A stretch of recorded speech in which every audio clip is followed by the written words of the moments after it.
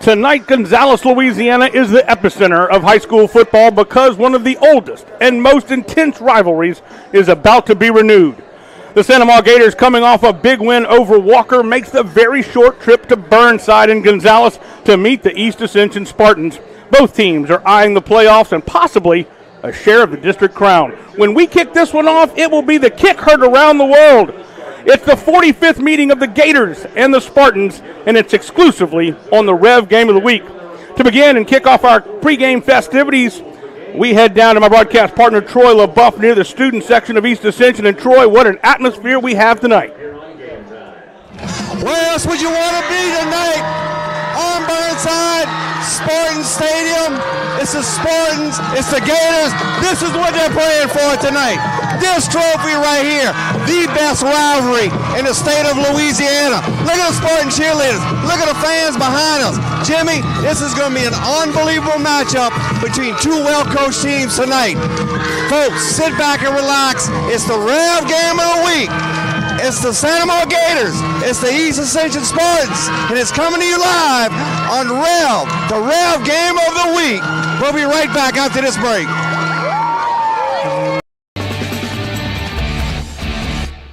It's game time. That's right. Get ready to rev up, raise the bar. Go from 0 to 100. That's why REV is bringing the speed. Buku speed. High-powered internet speed that tackles every upload, download, and stream. With the most reliable network born right here in Louisiana. All backed by homegrown support.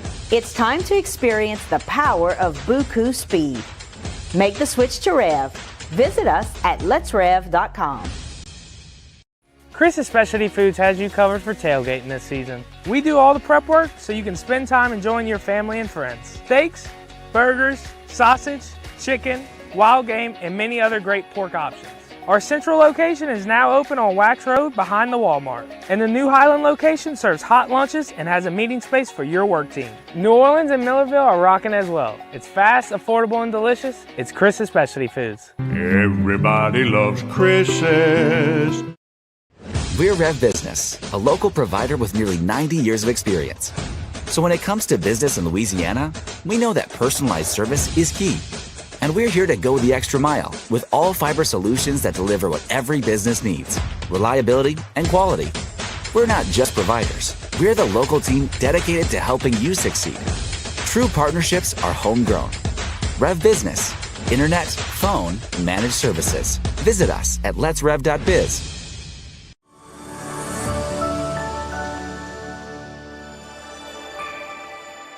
Mark your calendars for the first annual City of Gonzales Fall Fest. Join us on Sunday, October 27th at the Price LeBlanc Pace Center from noon to 4 p.m. Enjoy a fantastic range of free fall activities and be entertained by the soulful sounds of Jamel Richardson. It's an event full of fun and music that you won't want to miss.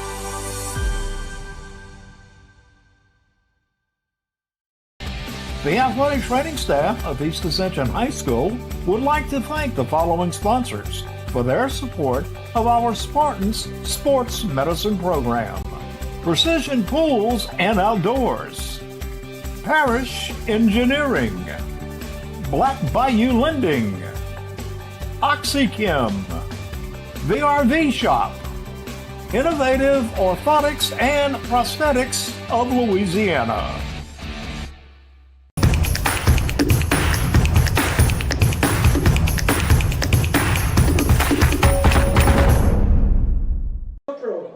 Good evening, ladies and gentlemen, and welcome to one of the oldest and most intense rivalries in the state of Louisiana. It is East Ascension versus Santa Maria, and tonight we are at the East Ascension Spartan Stadium, and we're so glad to be with you. I'm Jimmy Frederick. Joining me shortly here in the booth will be Troy LaBeouf, and I've got to tell you, the atmosphere here, as Troy talked about, is absolutely electric, as it always is for this rivalry. It has been a week of festivities for both of these teams and for the entire community of Ascension Parish, and they are playing for the Ascension Parish bragging rights, without a doubt. Let's take a look at some of the East Ascension and Santa Maria game notes, and basically we want to tell you about this series. This is the 45th meeting of these two teams, and it is amazingly tied at 22 apiece. The first game was in 1979. What is amazing to me is that at each location, each team, East Ascension at Spartan Stadium is 12-10. At the pit, Sanamaw is 12-10. So this one is going to break the tie, and it will be a wonderful meeting here of the 45th meeting of these two squads. Our coaches, well, they are two different situations coming into this football game in the fact that we have, of course, our longtime coach at Sanamaw, David Oliver. He has been here. There you see him right there. He has been here since 2008, and he is in his 17th year. So he has had 16 of these meetings, and they have been very, very eventful for him. His record is 105-70, and versus East Ascension is 7-9. On the other side, we have a brand new coach for East Ascension. That is Brock Mathern. And Brock Mathern, who really has done a tremendous job in his first year at East Ascension. He is 3-3, and of course this is his first game that we have had an opportunity he has had an opportunity to play in this game. And, you know, we talked about it. He said this is such a wonderful thing for these two communities. But when at 7 o'clock, when it kicks off, we better be ready to play some football. And that was his main message. That was his main message to me and to his team. Let's take a look at the keys to victory as we get ready for the start of this one. Again, both of these squads have been amping up for this one. There is a real opportunity for each of these teams, for one of these teams, to share in the district crown. They've both lost one, and they have big eyes on that big prize. For Sanamaw, they have to do a couple of things. Number one, they have to convert on third downs. We had them last week, and they still struggled. Even though they won a big game over Walker, they still struggled on third downs at times. They have to make no mistakes on kickoffs. In their 2 losses, they have given up touchdowns on kick returns, and they did it again against Walker. They scored a touchdown, took the lead, and gave it right back on a kickoff return. Luckily, they were able to hold on to the victory at Walker, and they have to shut down the Spartan running attack. Everything happens through the running game for East Ascension. It all happens through Jason Blackburn, who we'll talk about in just a minute, and Caleb Davis, along with Aaron Williams. Our key players for tonight, the quarterback, Cooper Babin. Cooper Babin is 69 of 144 through the air. He was lighting it up all night long last week. He has 907 yards of total passing, 9 touchdowns, 9 and 7 interceptions, and he rushed the ball for almost 100 yards. On the other side of the field, we have the home team, the East Ascension Spartans. Coach Mathern talked about making sure that they control their emotions. They want to play with emotion, but they don't want to be emotional. And that is something that a lot of teams have to deal with, and it's something that he has been focusing on with his team all week long. Don't shoot themselves in the foot, and that is all about penalties. It's all about pre-snap and post-snap penalties. They cannot get behind the chains because of mental mistakes, and they must win the turnover battle. Those 3 things are really important to the East Ascension Spartans. And their main guys, their key players on offense, number 6. We talked a little bit about Jason Blackburn. He has taken the lead as the leading rusher, but he has a complimentary staff around him. He's rushed for 32 times for 239 yards. Only 1 touchdown, but he is a speed demon. When he gets in the open field, he has a lot of room, and he really kicks it into second gear, and he's also a pretty good receiver out of the backfield. And then Deron McZeal. Deron McZeal is a special player. He plays every snap of this football game. He will return kicks. He will return punts. He will play every snap on offense and every snap on defense. Coach Mathern said, this is the guy that I want my kids to grow up to be like. So that is an amazing compliment to a young man, a senior. He's 5'10", 175 pounds. He has 4 interceptions from his free safety spot, and he wears the number 1, and the number 1 signifies leadership on the East Ascension team. So we are just about set as we see the band on the field for the Spartans. It is a perfect night for football. It is 69 degrees outside, and it will drop in the lower 60s as this game progresses. Last week, Santa Maria, we had this game right here on the Rev Game of the Week. It was 33-26 over Walker, and it was an exciting football game. We had what we thought was a safety, turned out to be a touchdown in the end zone.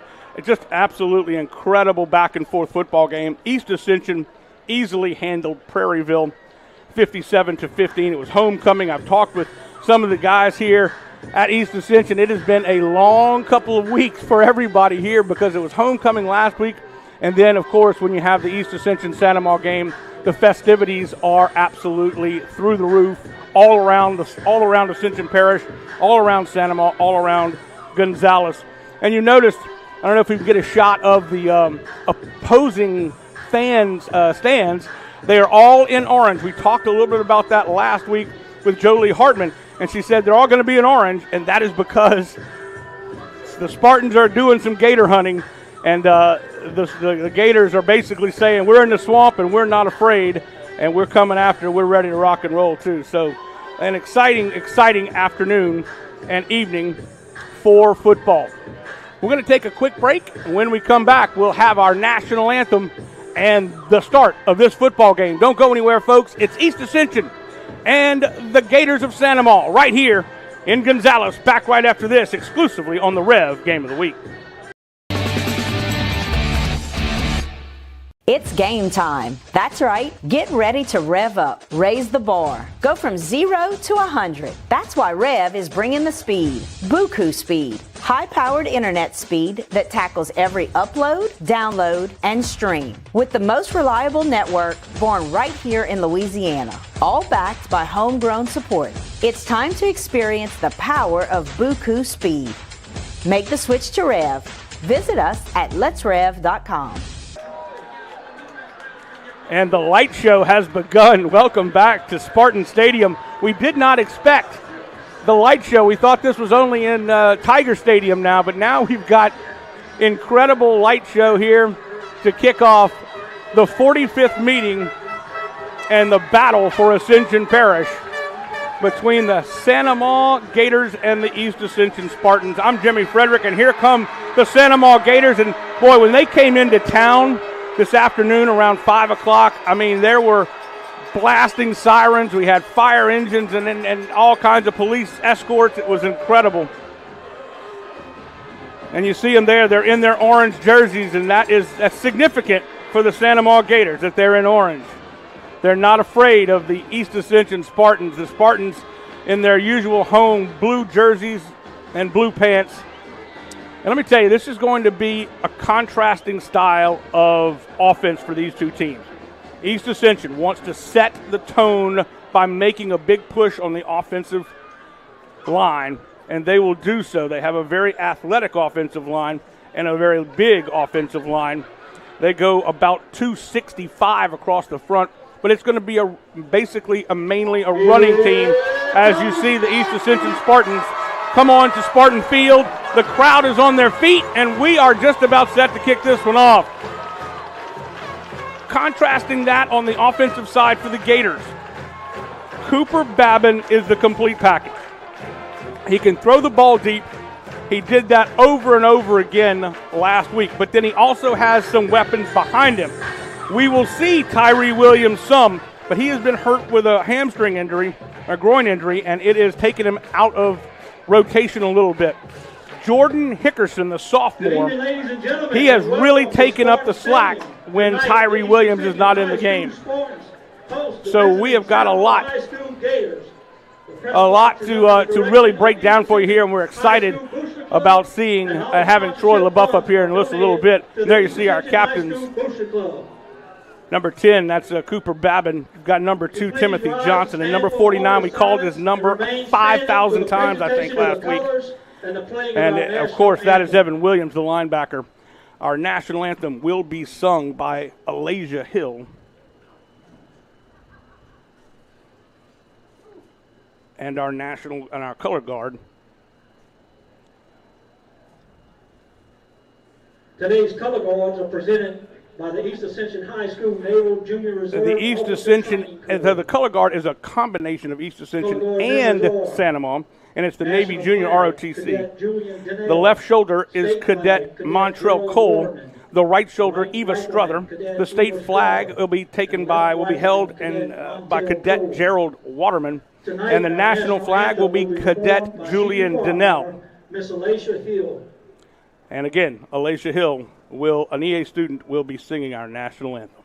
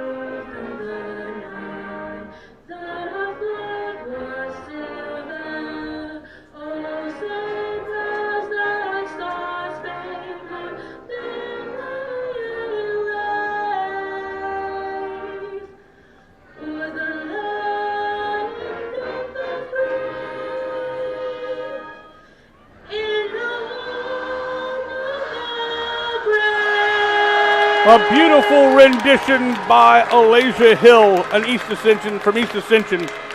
Tremendous job. Fireworks going off, you would expect no less, for the 45th meeting of the East Ascension Spartans and the Santa Ma Gators. We will have our coin toss in just a second, and Troy LaBeouf will be down there to bring that to us, and then he'll be zipping his way on up to the booth. Let's talk a little bit about the East Ascension Spartan offense. Hudson Browning, who hurt his shoulder early in this season, is their usual starting quarterback. He has not been able to play much this season. He did play last week, but unfortunately he was thrown down on that shoulder. Didn't really injure it, but the strength has not come back. He has not been able to use it in about 2 months. So he played some last week. We expect to see him some today, but Cam LeBlanc will get the start, and he is a running-style quarterback. So we'll see 3 quarterbacks for East Ascension. Cam LeBlanc, Caden Gautreaux, who can throw the ball much as a pocket passer, and Hudson Browning, who is definitely. We will go down to Troy LaBeouf for the coin toss. Acting up, I want you to take care of it. Make us take care of it. It's going to cost you, okay? We don't want that. Keep the talking to your teammates only, not to the other team. EA, you're the home team. We're going to call you blue tonight. Santa Ma, you're the visiting team. We're going to call you red tonight. I got a coin with a head and a tail. I'm going to let you call it, then I'll flip it and let it land on the ground, okay? What's your call? Tails. Tails is the call? It is a tail? We want the ball. So Santa Ma's going to receive. Y'all want to kick from the scoreboard? So y'all put y'all's back to that end zone. Y'all put yours back to Santa Ma has won and will receive. Okay, guys, shake hands. There you have it. The Gators win the toss. They elect to receive. They will start things off.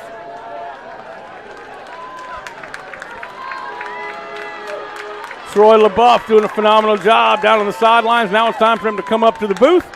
And we are about set to start this football game, but we do have a very, very special presentation, and we'll turn it over to our PA announcer. Is about to acknowledge some extraordinary individuals who have truly demonstrated the heart of the district's One Team Ascension initiative. She is being joined on the field by Interim Mayor of Gonzales, Robin Percy, and Gonzales Police Chief Sherman Jackson. First, we're proud to honor EA's head athletic trainer, Miss Addie Gautreaux. with the Ascension Public Schools Safety Medallion Award. Abby's life-saving efforts supporting EA's Deveron Davis during a critical moment were nothing short of heroic. Please give an Ascension Parish salute to Miss Abby Gautreaux.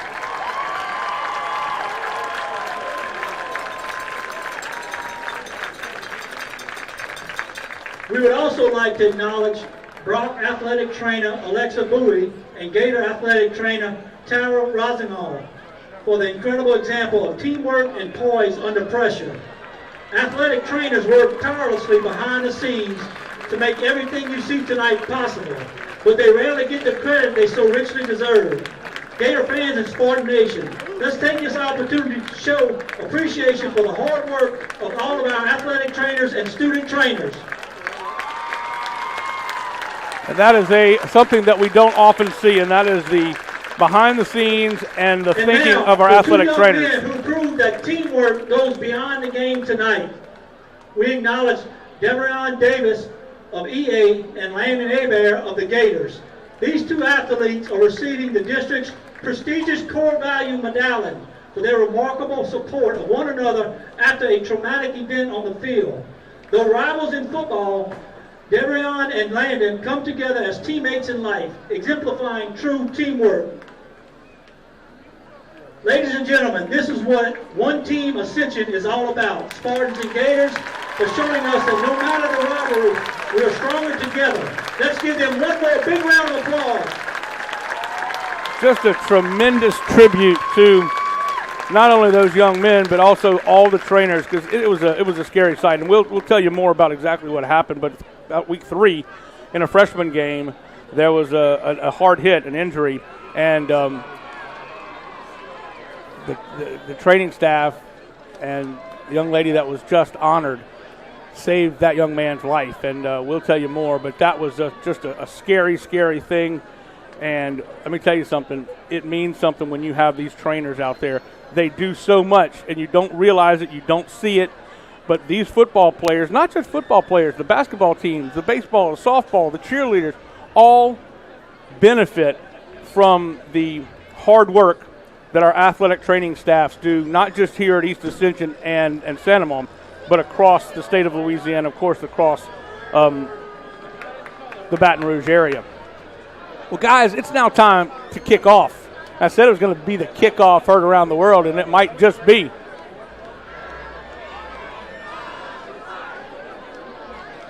Now, for some reason, a flag was dropped, and they will be, a uniform. So it was decided ahead of time because of the uniforms and the way they decided to do it. It will take the penalty on the opening kickoff, and we are ready to rock and roll. Number 49, Preston Baker. Back deep for the Gators, number 15, Landon Blanchard. And number 2, Timothy Johnson Jr. Here we go.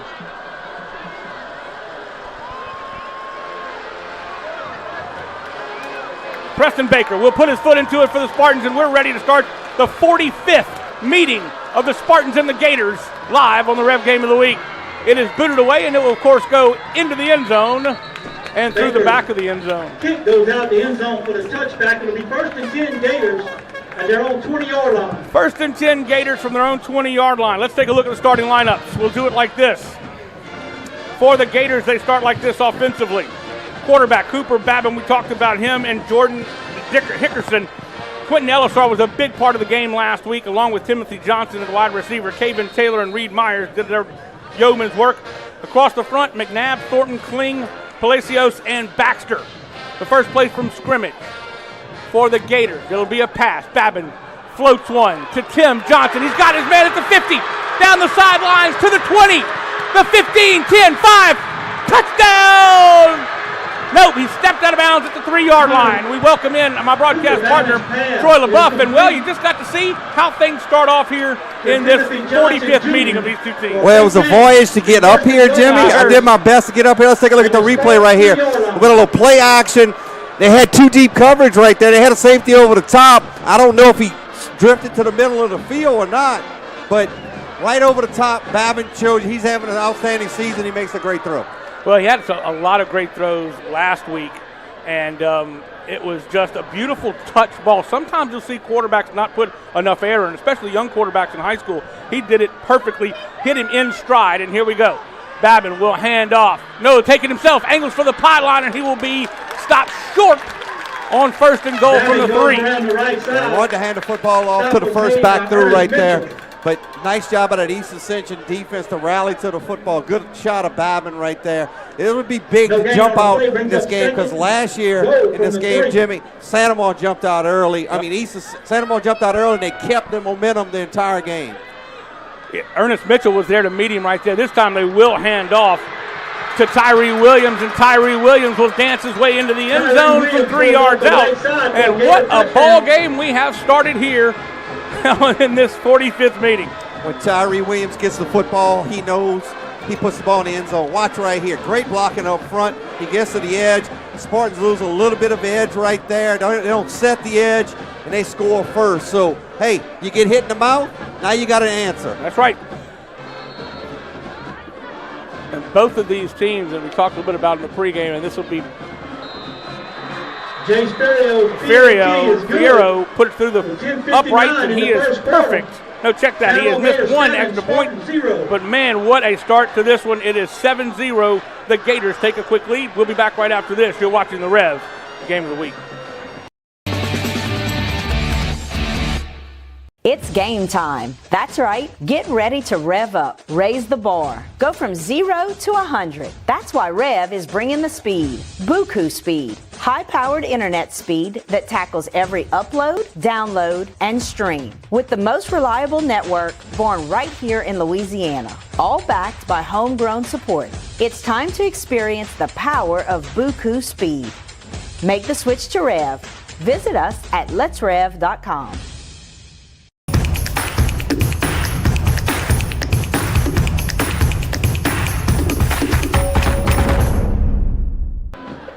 Lathan Dumas, number 12, and Blackburn are set to receive the kick for the East Ascension Spartans to go on offense for the first time tonight.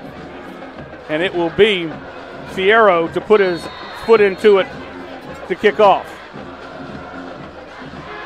So a 3-play drive that went 80 yards. This will be taken by the up man, number 4. And he is met. The ball pops out. And the Gators have the football. Wow. Score the opening drive. They get the fumble on the kickoff. East Ascension's got to settle down. Coach Bethurne's going to have to settle his guys down. Let's see it. Take a look at it right here. Great strip. You see the ball came out. Looks like number 30 jumped on it for the Gators. That was Dylan Burke, the sophomore. Big special teams play early. Now they have the football inside the Spartan 30-yard line at about the 27. One of the keys to victory for East Ascension was to win the turnover battle, and that is not the way you wanted to start the ball game. Here we go, 1st and 10 for the Gators. Their second. Oh, they actually kept the football. Yes, they did keep the football. I tell you what. And they lost it there, though, and I do think the Gators will have it this time. Wow. Because I really thought they had the fumble on the last play. I did too. Now, I can tell you, East Ascension Coach Bethurne's going to say the runner was down here, but on the recovery, it'll be 1st and 10 Gators. It's almost poetic justice right there because I thought they had it on the kickoff. Thought he was potentially could have been down, but the officials are right on top of it.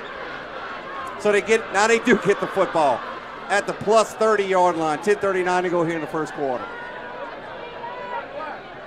They'll have it at the 28-yard line with the Gators. They'll start right there. Their second offensive possession after the fumble.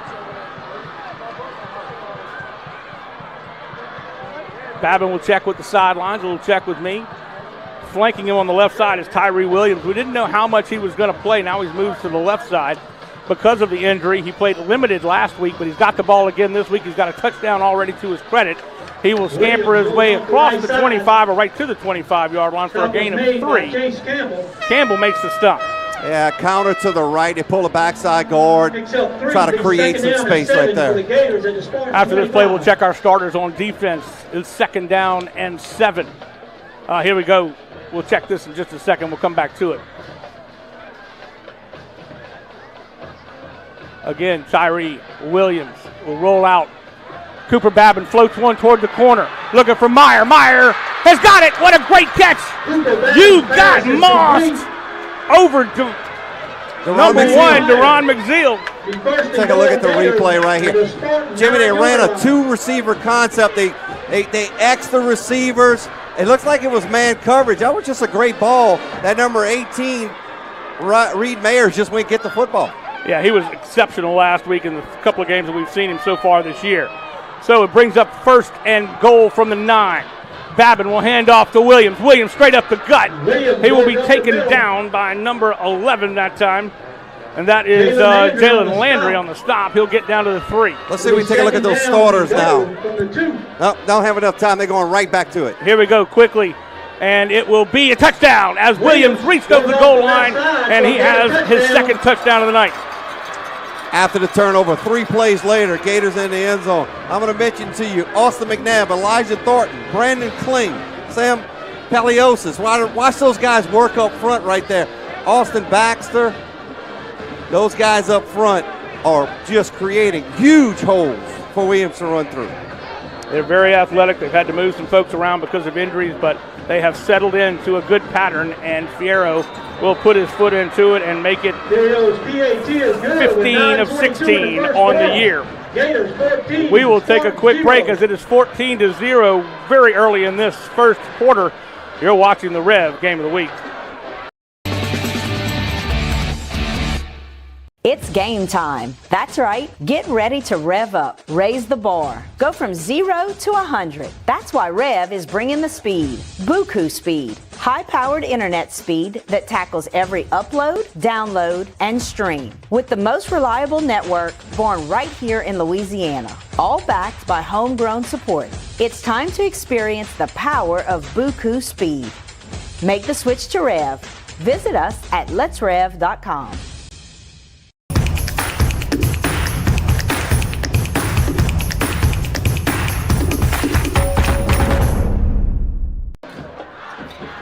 Troy, you said it. They've got to really calm down now. East Ascension's got to get focused. Yeah, they do.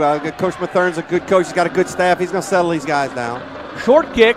It'll be collected at the 27-yard line. He's got a little bit of running room, and he will be dropped as it was number Palmer on the carry.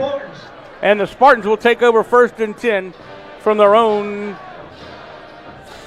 32-yard line. Let's take a look at the starting lineup for the offense for East Ascension. They'll start like this. You've got Cameron LeBlanc, quarterback. We talked about it in the pregame. You've got Wilson Gotro as your 2 running backs. Dumas, Oob, and Davis will be your receivers. Martinez, Matthews, Berto, Green, and Lacombe across the front. Big offensive line, and they like to start things off running the football, and they do just that. But this Gator defense is all of a sudden pumped up as Gavin Carpenter makes the stop. Came right off the edge, and we're going to take a look at it. Last year, that defensive line of Santa Maria dominated East Ascension on the line. They just didn't have anybody to block him. Carpenter right off the end. 3. It'll be 2nd down, 13 for the Spartans. 2nd and 13, a loss of 3. Spartans in that inverted wishbone with LeBlanc. He'll run the football quite a bit. It'll be an end around coming this way. Number 12 heading right to you. And he will be swallowed up. Picks up about 4. Let's take a look at the defensive starters for the Gators. As you see the replay right there, and he is Pele. Made by number 9, Easton Humphrey. Defensive starters. You got across the front Jenkins, Davis, and Abear. Then Salzarulo, Carpenter, Evan Williams. We called his number a million times last week. Wesley Dykes is the son of Jay Dykes, the defensive coordinator. Caleb Bricks and Easton Humphrey are your 2 cornerbacks, and your receivers are Dunn and Millett.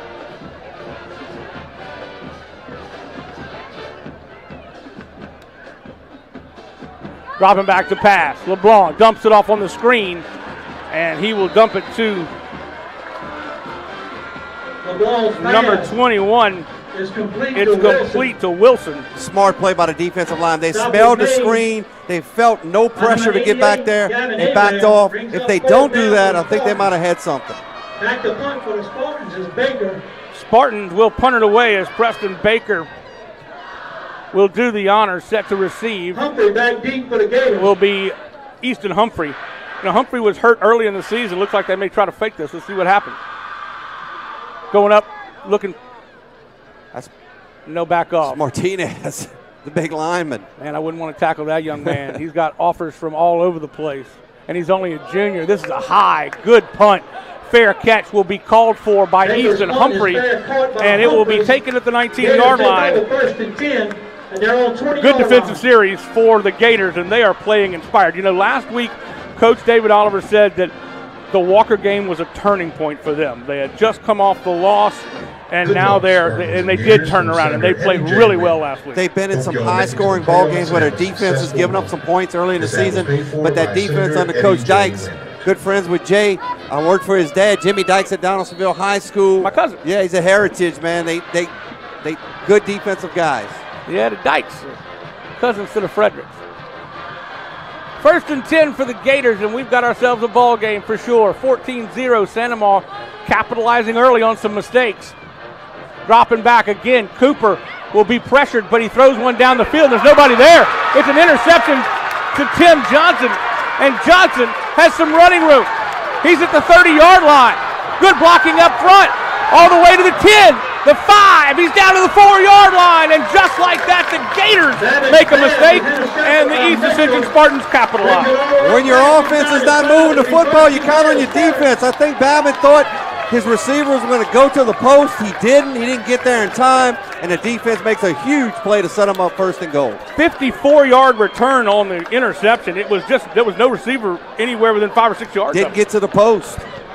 And you see nice ball skills right there by that young man to get that ball inside the 5. Now you're back where you want to be. You put the ball in Cameron LeBlanc's hands. The big, you call him a Wildcat quarterback. Here we go. LeBlanc's going to run it himself, and he will be tripped up and undercut by number 98 in there. That was Gavin Carpenter and Gavin Aber. Off the right side for no gain. 2nd down goal. I'm going. LeBlanc again. I want the ball in his hands right here. Now look, those guys up front, they got to get some hats on those orange jerseys. This is big man football. Calling for it is LeBlanc is going to hand off. He's got some running room to the pylon. He'll turn, and no, sir. He will be denied, but a flag will fly. My goodness, that was a hard hit by Caleb Ricks. Caleb Ricks is a specimen. Watch him like a heat-seeking missile. You think he's got the lane to get to, there he comes. Boom! Right there. Got an injured Spartan, one of the linemen for East Ascension down. Hopefully he's okay, but boy, you saw Caleb Ricks. Stephen Perino, our referee, will make the call. East Ascension holding for East Ascension, and that's tough for him. That will back him up 10. And the first penalty for East Ascension. Still working on that lineman. Hopefully he's okay. While we have a second, let's take a look at the district records for 5-5A. It looked like our lineman is up. That's 73, Kendrell Green. Dutchtown is undefeated. Walker, East Ascension, Live Oak. Walker and East Ascension, are 2-1. Live Oak is 2-2. Denham Springs 1-1, and Sanamaw 1-1. Prairieville 0-4. Talking to Coach Oliver before the game about he loves this district. He said, really, every team has been involved in winning a district title or challenging for him. And he talked about Live Oak maybe not being the only team, but look what they did last week when they beat Prairieville, and then they beat Denham Springs the week before. Well, they shared. It was it was Dutchtown, Sanamaw, and Walker sharing the crown last year. Here we go. 2nd and goal. New quarterback. This jump ball. No good. Good coverage downfield by number 8 that time. That was Jared Brown. Yes, thank you. So the Spartans make a quarterback change. They bring in Caden Gautreau, more of the throwing quarterback, being able to back up after the holding penalty. Brings up 3rd down, goal from the 12-yard line.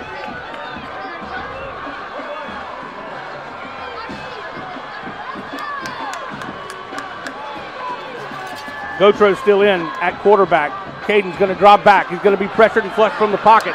Looking for somewhere to run. He better tuck that football, and he will be hammered by guess who? Mr. Ricks coming out of nowhere. 6-2. Did they get the football? The football came out. Told he had to wrap it up. He did not close that ball up. He was waving it around like a loaf of bread. Defensive coaches are telling the guys, hold on. Nope, they're going to keep the football. Spartan defense was running out on the field, but I saw the coaches say, hold up. Let's wait to see what the call is. So they're going to keep the football, and it should be 4th down. Let's see if Coach the third tries to just go ahead and take the points right here. He is. Preston's coming out. Preston Baker. You got to get something out of this after the big turnover. You got to score some points. Get a little momentum back on your side. 24-yard field goal as long as a 43-yard field goal. He is 6 of 9 on the season.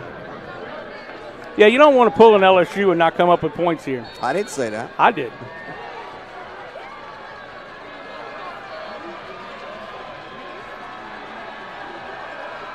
Baker's kick is up. He's got plenty of leg, and it bounces off the goalpost. Unbelievable. Off the upper. The thing had unbelievable distance, Jimmy. I thought this is easily 3 points, and it just hooked right, doink, right off him. I mean, he had a beautiful follow through. Plant foot was where it was supposed to be. Gators will take over 1st and 10 at their own 20-yard line. So they missed a 24-yarder. Really felt like East Ascension needed to get points right there. Now you got to call on your defense. You got to get a 3-and-out would be great right now for the Spartan defense. So in 3 possessions for the Gators, they had 2 touchdowns and an interception. They start again at their own 20-yard line. Haven't run the ball much. It's been all Cooper Babbitt. 1st and 10 from their 20. This time they will hand off. And Hickerson will go nowhere as the Spartans get on and ride the Gator to the turf. Yeah, that's a nice play. Hickerson goes off the right side. Jameer Smith. Wrapped up by number 94. Jameer Smith. Smith is a specimen. 6'2", 210. Looks like a college football player, if you ask me. He came off from his right defensive end position to make that stop. Coaching staff says if the defense is going to be effective, he has to be effective, and so far he is starting to make an impact here at 2nd down and 11.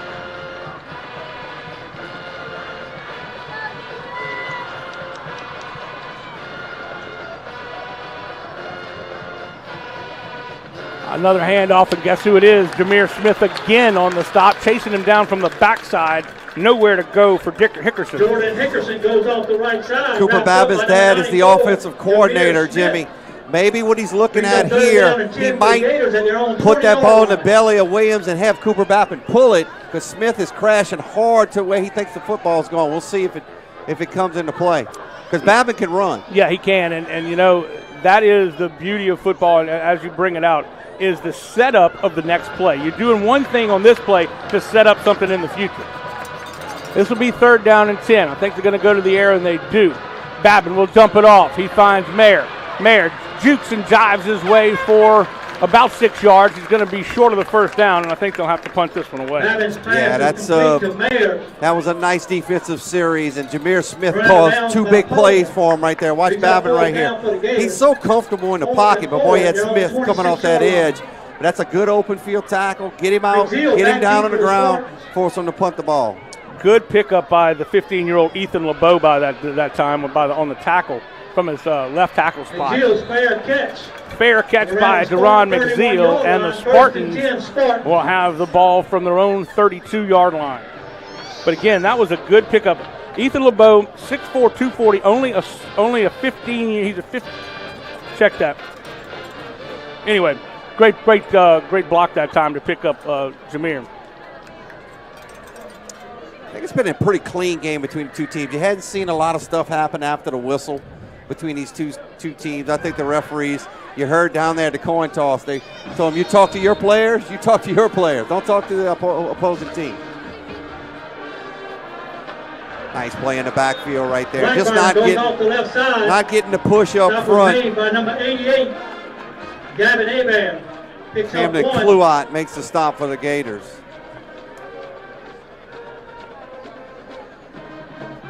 Brings up 2nd down for the Spartans. 2nd and 10 from their own 31. Spartans actually had an extra offensive lineman and almost like a tight end. He comes out. They spread it out on this play. LeBlanc hands off right up the gut. And again, nowhere to go as the Gator defense, all orange jerseys everywhere. They're just beating them up front. Yeah. I mean, we saw it last year in this game. It's the same thing is happening. LeBlanc really hadn't run the football but one time so far down in the red zone. He's going to have to maybe pull that football and see if he can do some damage because there's no running lane so far in the A and B gaps between the tackles. So again, met right at the line of scrimmage. It'll be 3rd down and 10. Flanking on his right side for Cam LeBlanc is Jeremiah Wilson. Dropping back.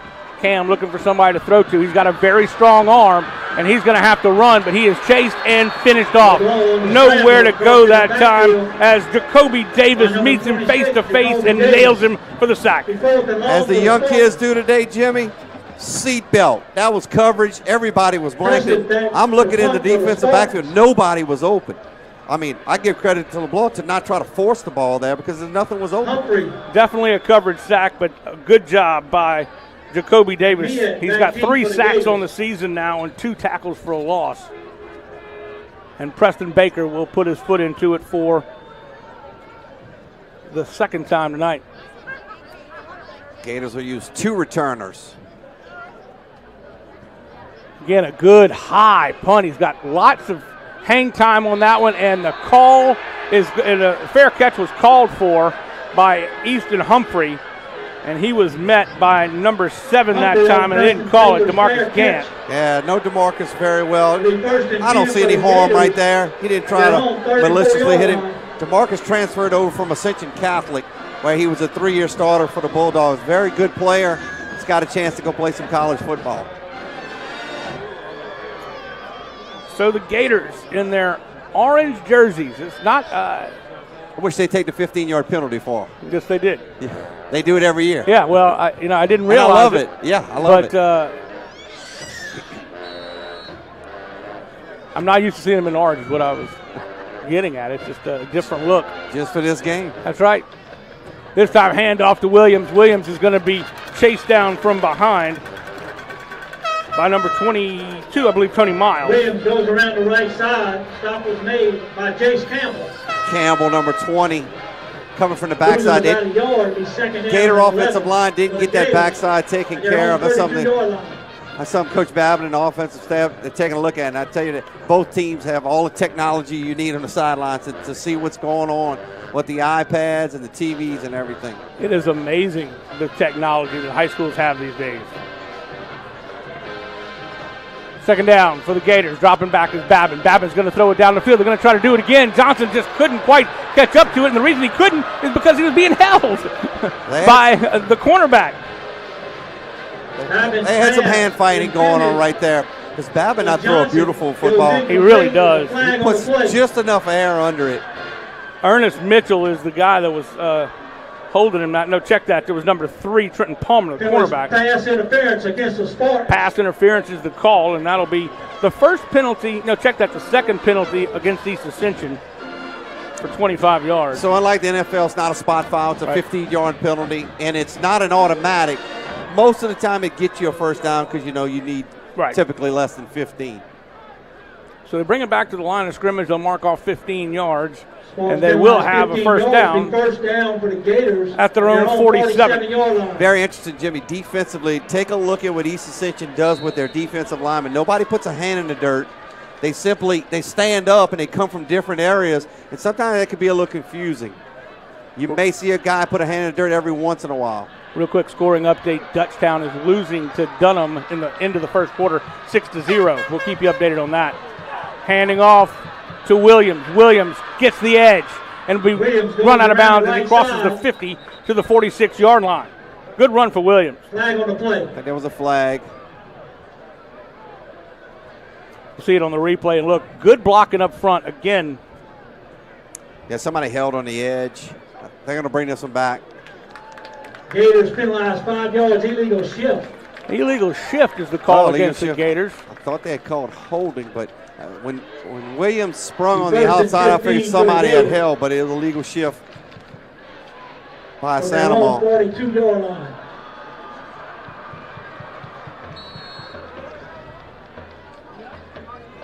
So it'll back them up 5 yards. It'll be 1st and 15, now back to their own 42-yard line. Hand off to Williams. Nope, check that. It is Williams. He's got a little bit of running room as he gets across the 50, right back to where he was before the penalty. Good as Jameer Smith is, they ran right where he came right upfield. You see him come upfield and created that opening, didn't set the edge. Coaches are going to talk to him about that, but that's a nice run right there by the Gators to set him up 2nd down and short. 2nd and a yard from the Spartan 44-yard line. Might take a shot here, 2nd down and short. 53 seconds left to go here in the quarter. It has been an exciting first quarter as Williams got a big hole on the right side. He will be chased down from behind by McZeal. 1st down, Williams. He gets to that hole extremely fast. Take a look at it right here. Didn't pull anybody, kicked him out with the tight end right there. Nice block, didn't have to do much. Gant saves a tackle right there, saves a touchdown with that tackle. Yeah, I thought McZeal came over, but Gant dumped off of his receiver, and man, he just lit it up. This will be a handoff to Hickerson. Hickerson will pick up 8. I love when offensive coaches don't overthink it. They're Zachary Jupiter on the stop. No Jupiter very well. I love when offensive coaches don't try to do too much. They're able to get the edge and block the edges. That's why they're running the football right now. And that will do it for the first quarter, and it has been everything we built it to be here in the first quarter. The Santa Maria Gators driving and leading 14-0 over the Spartans. We'll be back right after this. You're watching the Rev Game of the Week. The athletic training staff of East Ascension High School would like to thank the following sponsors for their support of our Spartans Sports Medicine Program. Precision Pools and Outdoors, Parish Engineering, Black Bayou Lending, OxyChem, The RV Shop, Innovative Orthotics and Prosthetics of Louisiana.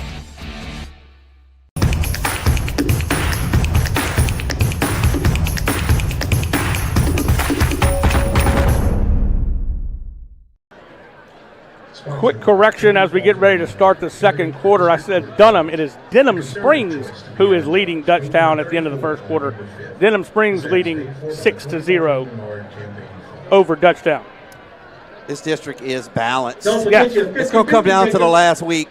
I mean, typically in the past, this always has been the last week, but now with the new district with Livingston Parish, they changed it up a little bit. But this district's going to go down to the end. Between the winner and the EA cheer team. So it's going to be a matter of the Spartan defense bending but not breaking this time. They have got to keep them out of the end zone or it could get away from them very quickly. Down 14-0 as we start the second quarter. Playbook's wide open when you're 2nd down and 2. There's a lot of things you can do here. I like Cooper going to the corner. Let's see if he does. Nope, he's going to hand off. No, he takes it himself and keeps it himself, and they were coming on a blitz as Deron McZeal makes the stop. I talked about that earlier where he would keep it one time to see if 94, Jameer Smith would crash. But Jameer does a great job. Watch him slow play it. They had him corralled right there. Well, you had Deron coming off the safety from a safety blitz, and he was on it. Nobody picked him up. So they'll lose 4, and it brings up 3rd down and 7 now from the 20. McZeal's got a couple of offers, Texas State, Nickel Southeastern. Again, he plays every snap. Defense and offense, just about. Dropping back. Babin's going to be chased. Jameer Smith chasing him out of the pocket. Looking downfield, throws it just over the outstretched arm of his intended receiver, and it's out of bounds. Babin's got such a strong arm. He threw the ball where it needed to be thrown, Jimmy. He had a lot of pressure. They sent a couple of backers right there that came late. Jameer Smith had a shot at him too. but he throws Brings up across first his down body, and 7 for the and Gators. he It's threw that scored ball as 40 hard as I've seen a quarterback throw it. The best thing for him is keeping his eyes down the field as he was running for his life. And the Gators are going to take a timeout. Gators take a timeout, and while we do, we've got a little bit of time. Let's take a look at district games this week. And as we mentioned, Denham Springs at touchdown. Denham Springs leading that one at the end of the first quarter, 6-0. Live Oak last on yesterday over Prairieville, 39-3. We all knew that Prairieville was going to struggle some this year, but they have the makings of something really special with Mike Schmidt as the coach. I think so. I mean, little wins, hey, guys, I know we're trying to win every football game, but if we can maybe set a goal of getting 10 first downs in this game, I mean, I know it's small things, but you're jumping right into a big-time district where most of the time you play JV football for 2 years. Right. Of course, Walker is in a non-district game at Archbishop Shaw.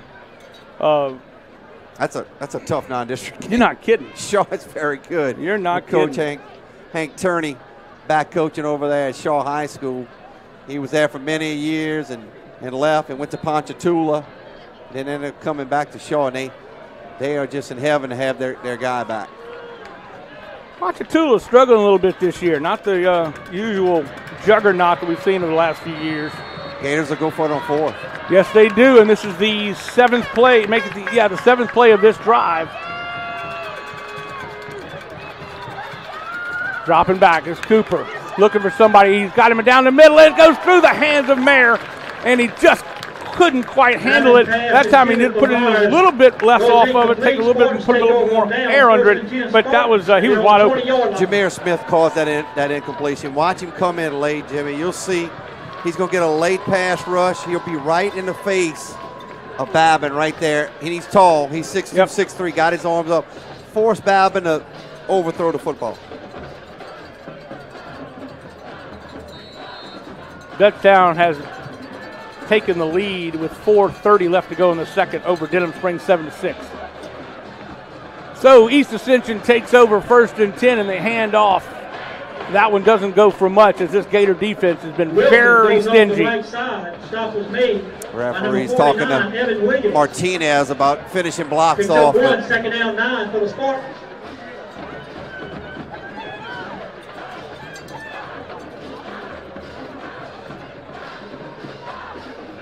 Look at the size of that offensive line. It's a big fellas. I wouldn't want to feed him. No, sir. I mean, you got Martinez at 300. We'll talk about that. This pass is to the flats. It's caught, and he's got some room. He's still going, looking for some room at the 50-yard line, and he will be chased out of bounds. Pass complete to Oob. For a nice gain. Nice gain for him. What's impressive about it was against Caleb Ricks, their best defensive back for Santa Monica. Nice throw and catch right there. Good spin move. You see Ricks was looking like thinking he was going to go to slant, and he just ran a stop route on the outside and made a big play right there. Speaking of feeding them, we'll tell you about a special treat that Coach Mathern did with his team last night. 29-yard pickup on the pitch and catch. 1st and 10 from their own 49 now for the Spartans. They've got a little life here in them offensively. It'll be a handoff, and he will be corralled. I don't think he got any, there's no flags down, but it looked like he got him around the helmet a little bit, but nowhere to go that time. Yeah, for Lathan Dumas. The East Ascension faithful, they were looking for a horse collar right there. I don't think it was. Stopped by number 4. Got him on his shoulder pads. So, talking to Coach Mathern, they did something a little different. Took about 40 of their guys, mostly varsity guys that play. Took them to a hotel last night in the area. Stayed at a hotel, ate a nice meal, bonded, didn't go out rolling or do anything crazy on the night before. Right. And he thinks it's a tradition they'll continue to do. I like that. I like very college-esque, that thing. Flag will fly, being chased. Throwing downfield is Gotro, and it is incomplete. I believe no matter what, it's going to be a holding. At least it was illegal shift. I think that was Salzarulo was bringing the pressure. know Sal pretty well. Good He kid. shift against the Spartans. They're going to decline that penalty. It'll be 3rd and 12 for the Spartans. Make it 3rd and 12. Salzarillo had really good pressure right there. We called his name often last week. A little undersized, but he plays with a lot of heart. He's a strong kid. He's a physical football player as well.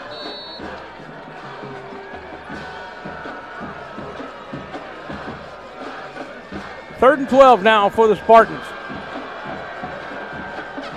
Gautreaux will stay in the ball game. A true pocket passer, not a big threat to run. He will roll, throw across his body. Nobody there. Miscommunication between him and Oob, I believe. Caleb Davis was coming in the vicinity but never got there, and that'll be 4th down. He had Caleb Davis in the flat. Random motion, a little eye candy across the formation. Kind of got him out of place a little bit. He just overshot him, had a little bit of pressure, had to throw it over a defender, but I like the play call right there. They just got to execute it. Also back deep for the Gators.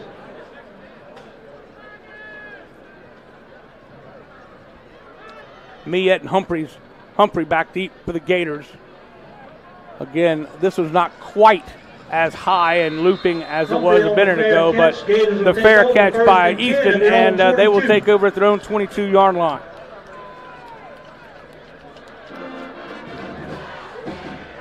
Well, certainly things started off with fireworks. The pregame started off with fireworks, and then the first quarter started off with fireworks. It's kind of settled into a little bit of a game of attrition right now. Yeah, it has. You know, the big pass to open the game up for Santa Maria to get it to the 3-yard line. They scored 2 plays later. That kind of got them going, the momentum. So much adrenaline going right at the kickoff. And then they get the fumble. So that put them a 14 up. But this quarter settled in a little bit more. First down from their own 22-yard line for the Gators. It is their 6th possession of the half. Handoff to Williams, and Williams looks like he's going to be tackled at the line of scrimmage. He'll pick up a yard, maybe 2 on forward progress, but they stack him up as Chase Campbell's in there, John Brown, Tony Miles, a whole host of Spartans, maybe a platoon of Spartans. I'm sure that's something Santa Maria's offensive line coaches worked on with it. You know, those guys are standing up. They're coming from different positions. You don't know where they're going to be sometime. They don't utilize it every time, but you see they look like they'll do it again where they'll stand up, not put a hand in the dirt. Hand off to, nope, pulls it back. Off the hands of his intended receiver.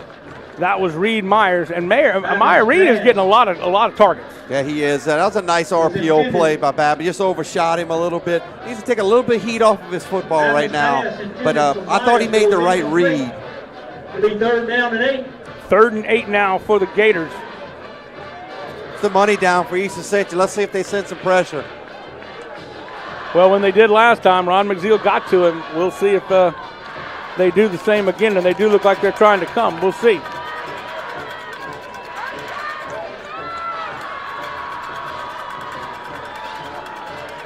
Williams will flip from the right to the left. Got some pressure coming on the edge. Throws downfield, comes back to it. The pass is incomplete. Oh, my goodness, it was so close. Intended for Caven Taylor, and he just couldn't hang on to it. That was a big-time back shoulder throw right there to the receiver, and he almost made the catch. Coverage was good. The coverage was good as the throw. Yep, I agree.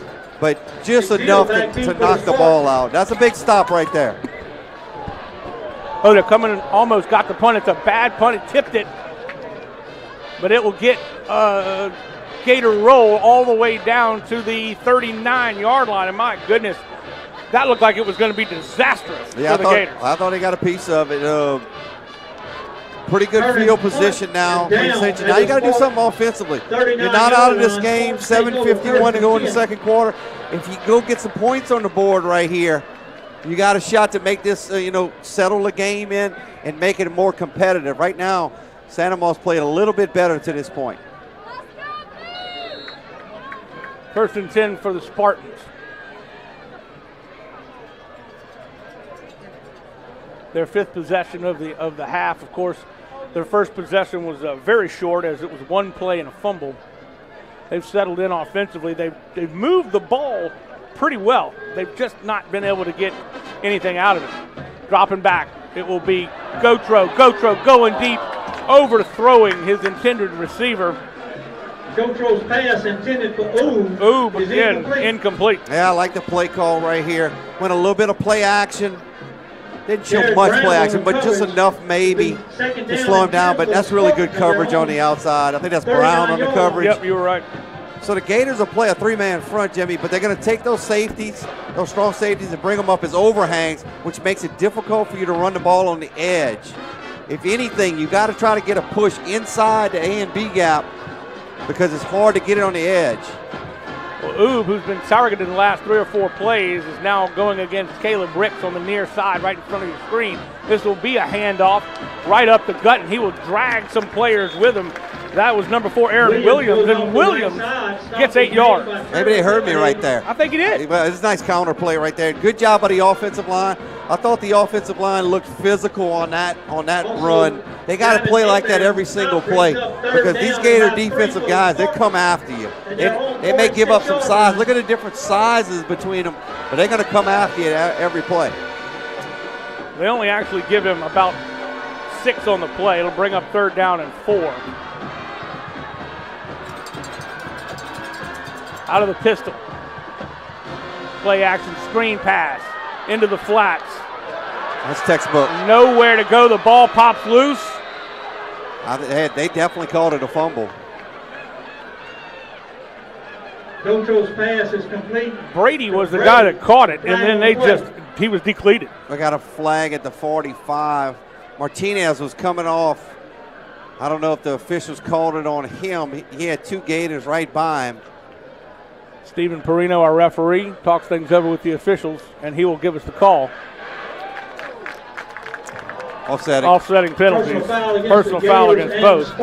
Let's watch the replay. Replay 3rd down. It started right out in the flat, trying to pick up the edge block right here, but Caleb Ricks plays it textbook, and he causes the fumble. And diving on it, boy, very heads-up play for Oob that time. Very fortunate. Very fortunate. That could have been a scoop and score right there if Oob is not on the spot. The good thing about it, you get to replay the down. That's right. Because of the offsetting.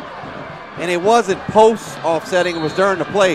If it would have been post, it would have been 4th down. So 3rd down and 3. Sometimes penalties are not that bad. Well, both teams have gotten a couple, but they haven't been detrimentally affected by them too badly. Pulls it back on the RPO. Got his man in a 1st down. He'll be thrown to Caleb Davis, and Davis lumbers his way across the 50. That's a nice job by Caden Gotro right there. Watch him suck the defense in on this RPO. Got those linebackers. The reason there's nobody covering him out there because the linebacker got sucked in on the RPO action. Oob did a good job on the outside blocking Ricks too. Wouldn't let him free. So they get across midfield and they get the 1st down. Gotro giving them a little bit of a spark at quarterback. Dropping back, looks right, then goes left down the field to Oob. Oob is definitely going to be interfered with again, that time by Caleb Ricks. Feet got tangled a little bit right there. If I'm the defensive coach, I'm not real happy about that call, but I think it's the right call. Watch, I grabbed his arm too. They may have been on the way down, but he was grabbing his arm. Gotro said, I'm going to take a shot at your best defensive back right here. Got him right there in the arm, and then they tangle up. You could be refereeing, Jimmy Frederick. I wouldn't want any part of being a referee. Not one bit. Not even the clock operator. That's that was the correct call right there. So a big 15-yarder against the against the Gators. 6:04 left to go in the half. The Spartans driving. Gotro will take it himself. A little slipsy-daisy right there. The turf monster jumped up and grabbed him. I was looking at the box, Jimmy. Sandoval had 7 guys in the box within 3 or 4 yards of the ball. I thought they were trying to throw it here because I think they could have had an advantage. We're counting on the defensive backs to make a play, but the box was heavy. I thought he would throw it. Heavy box again. Picked up a yard that time, 2nd and 9. Had a little bit of running room had he kept his footing, but he just couldn't quite do so. You do have a safety over the top. Flanked on each side. Handoff this time to Aaron Williams. Williams takes the edge. He gets it to the 20-yard line before being wrapped up by Easton and also Evans. Nice run. Uses speed right there. Watch 78 work. Martinez didn't hold. Got just enough of Salzarula, which let him pick up an extra 5 yards. 20-yard line.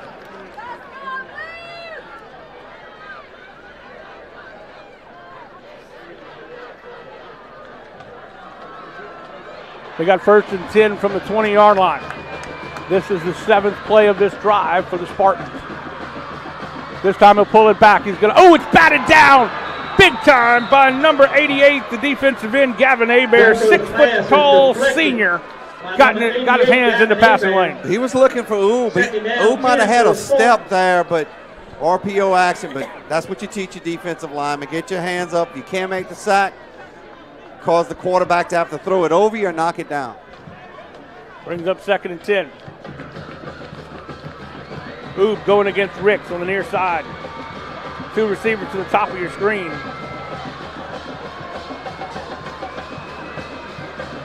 They get the call, and here we go. Gators showing up 4-man front. He'll hand it off. Breaking 1 tackle, still on his feet.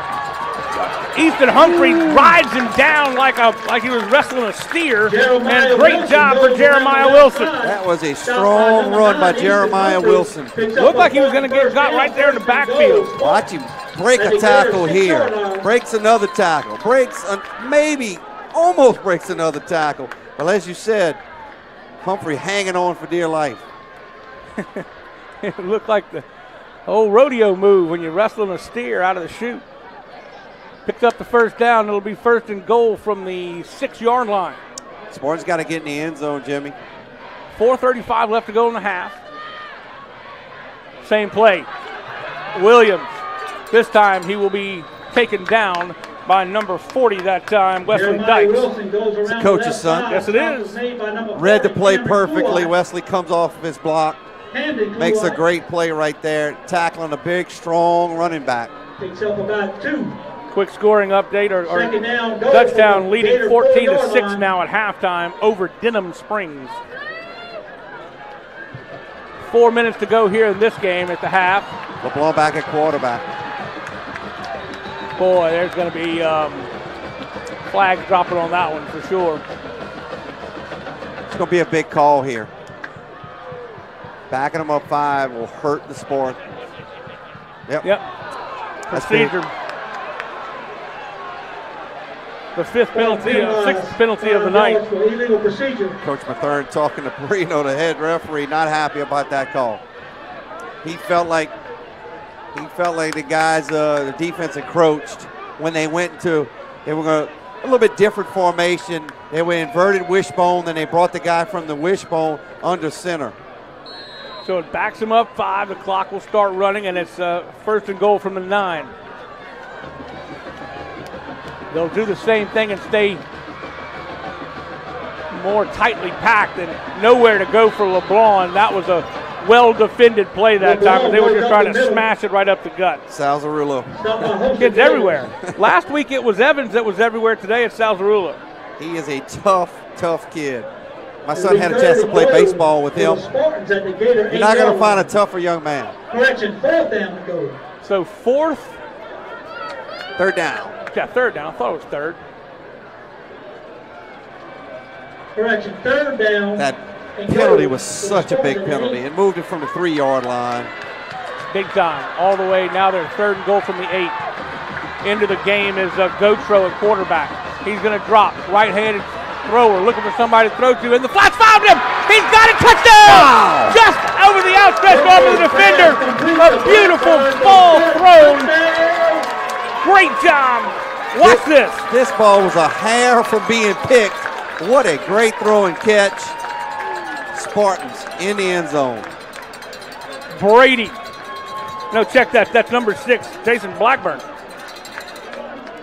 We thought he was going to be more of a running back today, but now he's a receiver. Yeah, they move him out in the slot. He's a speed guy. More of a scat back for him, but he's got some good numbers coming into this game. Blackman's rushed for 239 yards on the season, averages 7 yards a carry. 8-yard touchdown strike from Gautreaux to Blackburn. This PAT is critical, as we'll see it from Baker, and Baker will punt it into Burnside. Flag will fly. See if the Gators encroach right there. They do. Do you go for 2? It's a thought. I mean, you got a really good kicker. I hate to chase points. Good point. And there will be. For all sides. So that'll move it half the distance. I got to go swing and gate right here and decide. Yep. So the coaches are going to see how Santa Maria lines up. Cameron LeBlanc will be the decision maker here.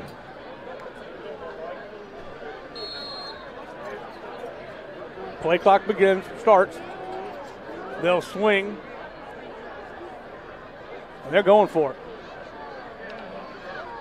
Right up and nowhere to go, but he changes directions, and then it's just a Gators feast on a Spartan, and that will deny them the extra point or the 2-point conversion. Wow. That was well defended. I would have loved to have seen him kick the extra point there. Yep, I think so too. But you had a play that you liked, so you went with it.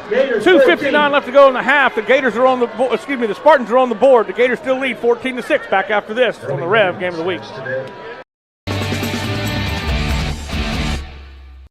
The athletic training staff of East Ascension High School would like to thank the following sponsors for their support of our Spartans Sports Medicine Program.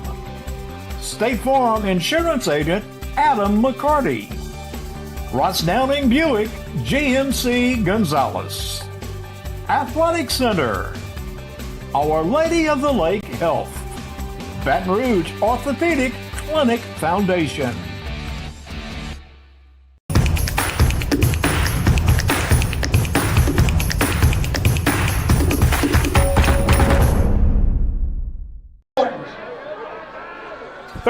Play drive went 61 yards, capped off by an 8-yard touchdown pass from Gautreaux to number 6, Blackburn, and it will be Timothy Johnson to receive, and Mayers back there as well.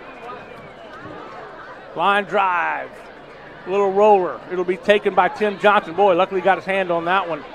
See if he can make something happen here, and he's dancing around for his life, and he is dropped at the 8-yard line. Good coverage that time by the Spartans. Number 51, big play for him. Wiltz on the stop. Joe Shane. I was watching Joe Shane Wiltz work down there. He was like a man with his hair on fire. That's a great job to get down there. And you pin him deep now. Calling your defense again. See if you can force him to punt. You can flip the field, get some good field position. 9-yard line. They'll take it from their own 9-yard line, the worst field position of the night for the Gators. Remember, the Gators took the football first, so EA would love to score before the half, then get the second half kickoff. Let's see if Cooper Babbitt has something to say about that, and he'll hand off to Tyree Williams, and Williams will be smudged at the 11-yard line. Good collapse that time by the East Ascension defense, Chase Campbell and Brown. Right, that's how you squeeze it. You teach a defensive end. You see down block, you squeeze it, and that's what Jameer did right there to get to that football. That's textbook. 2, 2nd down, 8 for the Gators at their own 11. Clock ticks at 2:25. Plenty of time here, and 3 timeouts. Yeah, I don't think Santa Maria wants to be in a rush here. Now, if they get a stop right here, I would think Coach Mathern may take a timeout. Handoff again, nowhere to go. I mean, Tony Miles is right there to meet him at the line of scrimmage. And he's going to take that timeout. Stop that clock with 2:03 to go. Dickerson goes up That's that long, many years of coaching experience that you have that you're able to bring to this broadcast, and we appreciate very much. Loses about a yard. And defensive line did a fantastic job. It's stonewalled. Playing with a lot more energy now. You know, they got down 14-0, but they give the score more energy. Gators from Senator Eddie J. Lynn. Oh, we have a second. We'll take a look at last week's results in the district. This ad was paid for Live by Oak Senator Eddie J. Lynn. beat Denham Springs 21-6. Tonight's game is brought to you by Santa Maria, of course, we had that game last week, 33-26. That was just an exciting football game. Prairieville, again, we've already talked about it, had a tough one against East Ascension, and Dutchtown was open last week. So a little bit of a head scratcher with Live Oak. Denham came off the big win the week before, but every team in this district, and no disrespect to Prairieville, it's their first year, but those other teams, Coach Oliver told me, you could throw them up in a hat and pull a name out. Not too late to get your 50-50 tickets. Find an EHU. Hey, while we've got a quick second, we want to say that we are missing David Swacker, our very own Hall of Famer. David Swacker, who is our broadcast partner as well, is under the weather a bit, recovering from some surgery, and we hope he's doing okay. We miss him very much, and we're certainly thinking about him. Hope he's getting a watch right now. I hope he's eating something good. There you go. That'd be nice. We miss you, Coach Swack. Here we go, 3rd and 10. This is a big play for the Spartans. If they can hold them here, like you said, they got a real opportunity to do something before the half. Might throw something on the perimeter quick. Dropping back, Cooper at his goal line. Good catch, and it's a first down. It was a low ball to Quentin Elliser, and Elliser makes the catch. That was a great square in at the 25-yard line. That ball was a bullet. I thought they would try to throw something maybe on the perimeter, see if he could break a tackle, but they got so much trust in Cooper Babin. They let him sling it, and he shows you why he's a 3-year starter. Finds that little soft spot in the zone and just sits down. Dropping back again is Cooper. This time he's going to be flushed. Being chased and throws it out of bounds. He got good pressure up front by Mervin Ragus. 2nd down, Gators. Best pass rusher on this Santa Maria team. They were trying. They out and up on the outside with the slot receiver, but it was covered very well by the defensive backfield. That's the Marcus Gannett, the right cornerback over there. He's played 3 years of varsity football before he came here, so there's not a whole lot he hasn't seen. 1:36 left to go in the half. 2nd and 10 now for the Gators. They have definitely not had as easy a go of it offensively as they did when they started this game, and you'll see this defense once again getting stiff and stepping right there, and Jupiter making the stop. 3rd down and 10. Coach uses his second timeout, stop that clock. Again, a big 3rd down coming. We saw a big 3rd down completion earlier. Timeout, Spartans. By Babin. We'll see what they dial up here. Certainly don't want to turn the football over in this area. No, you don't. Be a big jackpot. Top 10 teams in 5A. Not a lot of movement, but Ruston's number 1. Carr comes in at 2. Acadiana 3. Catholic High is number 4. They're tied with Neville. Neville's 6-0. Catholic's 4-1. Now Ash is number 6. I've heard a lot of good things about Ash this year. They're 6-0. Zachary's in the top 10 as they usually are at 4-1. Rummel is number 8. John Curtis 9, and then we have a tie at 10 with Central and Airline. Central's made some moves in the last few weeks. Big game tonight between Neville and Ruston.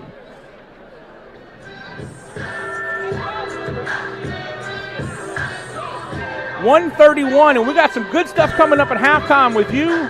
Tell us a little bit about it. I'm hoping I can get down there. I got a little detoured earlier. You better go the other way, my friend. I'm going to go the other way. I thought you would think the REV badge would get you anywhere you need to in the stadium, but you don't have an all-access pass. Hey, man, I do not have an all-access pass. We appreciate the Spartans having us over here for the REV game of the week. But, yeah, we're going to have both principals. Johnny Walker, who's the assistant principal over at East Ascension.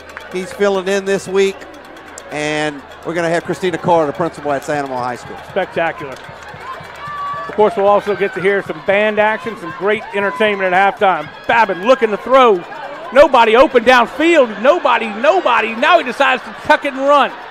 And he will do so and get out of bounds, but he will pick up 5 yards. Don't go out of bounds right there. You stop the clock. Right. You force East Ascension to not have to use another timeout right there. Now you got that in your pocket as you're going to get the football back. So his dad's the offensive coordinator. He may tell him, look, you got to almost stay. If you got to slide, but stay in bounds. Don't stop the clock. McZeal back to return for the Spartans. Deron McZeal back, and there's a flag stopping his block, but the flag stops the play beforehand. And number 16, Chase Fall, came in to punt. It's the first time we've seen him punt tonight. False start. False start will back them up. I promise you, Coach Oliver's happy they had a false start right there. Yes, because off the edge, there was nobody stopping him. Punt for the Gators. McZeal back deep for the start. So you were talking about flipping the field. This is the perfect opportunity to do so. See if the Spartans set up a wall. Oh, they ran into the kicker, and I don't know if they ran into him, if they roughed him, but that's going to be a penalty. Although I don't see a flag. Yep, flag came in late. And it was nice to see Aaron Williams helping up Paul, the punter. See, it's going to be the 5-yard or the 15-yard. I think you got to get 15 on this one. Personal foul, roughing the kicker. Penalized, roughing. And oh man, Aaron Williams is so upset with himself. He knew they got him off the field. He was trying to get the block, and he just didn't time it right. Got to lay out a little bit earlier than that. His launch point was a little bit too late. He got into the kicker, and that's going to give Santa Maria first down. East Ascension would have had the ball at the 50-yard line with a timeout and 1:12 on the clock. Well, that changes the complexion here with 1:12, as you just mentioned, on the clock, and the Gators will retain possession. So they have an opportunity. They could shoot it down the field, but they're going to be conservative here with Williams, and Williams will be stuffed. I mean, stuffed. Yeah, that's a great play right there. And that was, I believe, John Brown on the stop, number 96. Goes around the right side. Coach Mathern's got one timeout left. Stop was made by Miles. He's going to try to strategize when he uses it right here, whether it be on second down or third down. Santa Maria's going to keep this ball on the ground, I would think. They're going to pull it back. Cooper down the middle, and it hits the defender right in the back. That was number 46, Zakir Jupiter, who was called coverage, and he wasn't in coverage, just the ball was too low. Yeah. They trust Cooper Babin to throw it. I thought they would keep it on the ground to not give East Ascension a chance to get the football back. Had a step by Elliser, but it just needed to put a little air under that time. So that stops the clock, Jimmy. If they stop them here and they don't get the first down, you can use that timeout, and then you'll have 20+ seconds or so. A couple of shots at the end zone. Possible. This time they do hand it off to Williams, and Williams will be stopped by Jameer Brown. But Williams flag? goes off the left side. No. Timeout is called. Timeout just called. as you expect. Jameer Smith. But Smith again all over the place. They gobble this up. Williams is trying to pick where he was going to go with the run the football. Timeout, Spartans. Smith has been a problem blocking him up front. Well, it was definitely all Santa Maria to start this game, and they just got off to a gangbuster start. And since then, things have settled down. East Ascension has been able to drive the field at times. They've stalled out, but still, you feel like this is a game that's going to come together. It's going to be a close one down the stretch. Yeah, I think the first 8 minutes, Santa Maria dominated, and then now you see it kind of played evenly since then. As Mike Tyson said, everybody's got a plan until you get punched in the mouth. And the thing is, I think East Ascension got punched in the mouth. They overcame it, and now they're back to playing football like they expected to. No, if I'm Coach Mathern, I'm happy with the way my team responded after going down 14-0. They could have hung their heads, but they didn't. I don't think they're going to send anybody this time. Well, he hit him again. Oh, my heavens. Oh, my Lord. I really thought that they weren't going to send anybody, and once again, Williams runs into the punter. The flag will drop. I think that one's going to be more of a running into the punter. Maybe as opposed to Coach Oliver. He's going to be talking to the head referee, Perino, to see where this is going to, what kind of penalty are we talking about? Should I accept it? The penalty is going to be accepted one way or the other. Right. Or, I don't know why you would give the football down here. We'll see. Stephen Perino running into the kicker. It's a 5 yard. It's declined. Running into the punter is declined by the Gators. And the Santa Maria and the East Ascension Spartans will have it. So 16 seconds to go. They pinned them so deep right there. 16-yard line. It's probably the right move because you would punt it anyway again. Right. And then you get a chance. Maybe it gets blocked this time. Or maybe they get a return. They got no return here. And they all the way back at the 15-yard line with no timeout. I appreciate Aaron Williams' enthusiasm, but I'm not sure I put him back out on coverage. Well, I'm telling him, again, that's not how we practice it. Right. You're going to have to lay out way before that. You're getting there, but you just the technique is not what it needs to be. They're just going to kneel this one and go into the locker room, and that is going to do it for the first half of play. We have got an exciting halftime for you. The score as we head to the locker room, 14-6, the Gators leading Sanamaw. Troy LaBeouf's going to be heading down to the sideline. We'll talk with him in just a little bit. We've got the band coming up. We have got all kinds of things here at halftime. Don't go anywhere, folks. The 45th meeting of the Gators and the Spartans continues right after this on the Rev Game of the Week. It's game time. That's right. Get ready to rev up, raise the bar. Go from 0 to 100. That's why REV is bringing the speed. Buku speed. High-powered internet speed that tackles every upload, download, and stream. With the most reliable network born right here in Louisiana. All backed by homegrown support. It's time to experience the power of Buku speed. Make the switch to REV.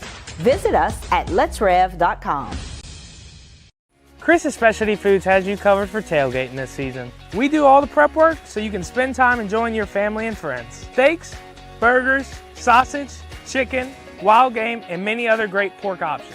Our central location is now open on Wax Road behind the Walmart. And the new Highland location serves hot lunches and has a meeting space for your work team. New Orleans and Millerville are rocking as well. Denise Graves and Mr. Lee Melanson. Essential Credit Union giving $1,000 to each school, and we certainly appreciate all that they do for Thank you, Ascension Credit Union doing a great job giving back to the community. They do this all throughout the season, and they've given $1,000 to each school, and you know $1,000 can go a long way when you're a school that depends on the community. We are almost ready to have our bands play. Troy LaBeouf is heading down.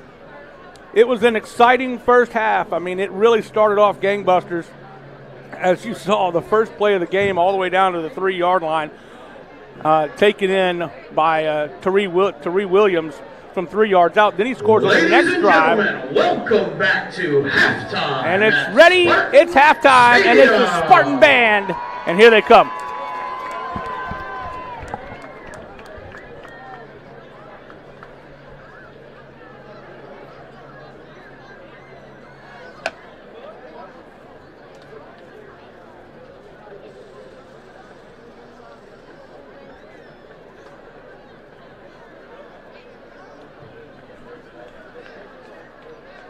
Tonight, the Pride of EA Band and Color Guard performs some fusion of Zydeco and hip-hop.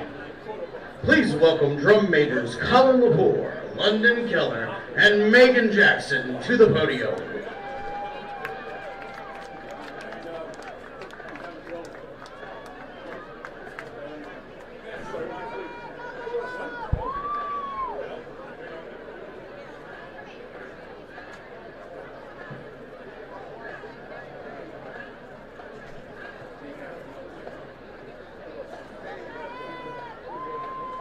I hope you love to line dance, cause we do too. Get on your feet for Keith Frank and Lil Boosie combo on Haters.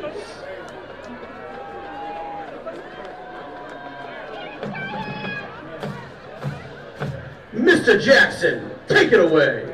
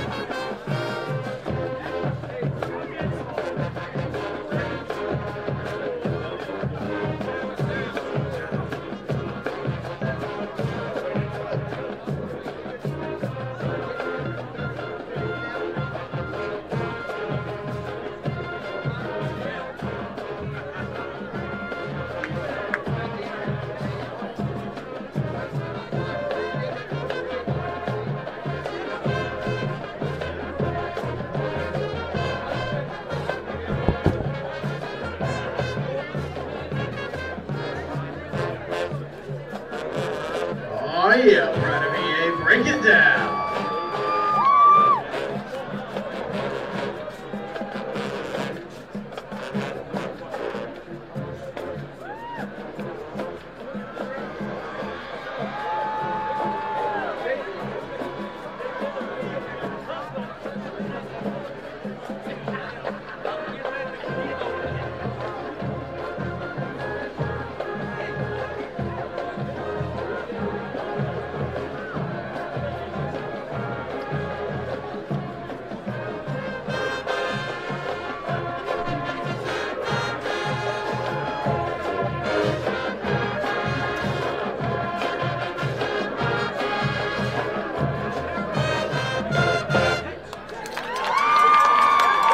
Pride of EA!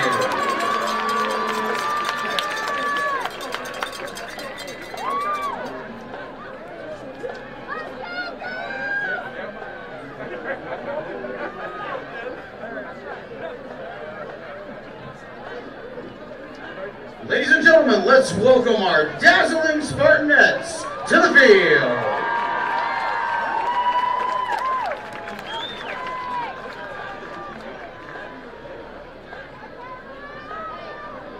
The Spartanettes dance to the tune Land of 1,000 Dances, as made famous by Wilson Pickett.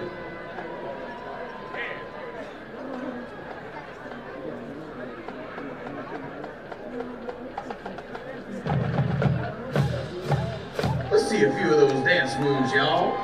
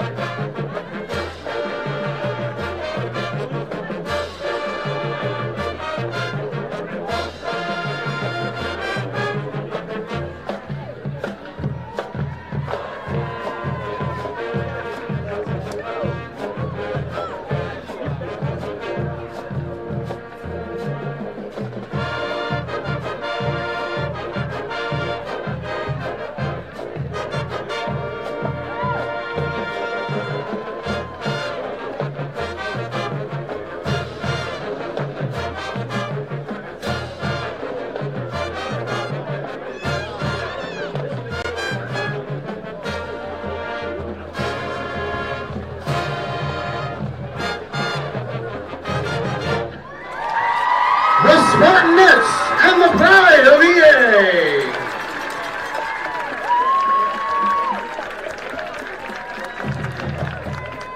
The band is under the direction of Band Director Charles Lee, Assistant Director David J. Gambino, Color Guard Instructor Francis Knight, and Assistant Director Anaya Hendricks.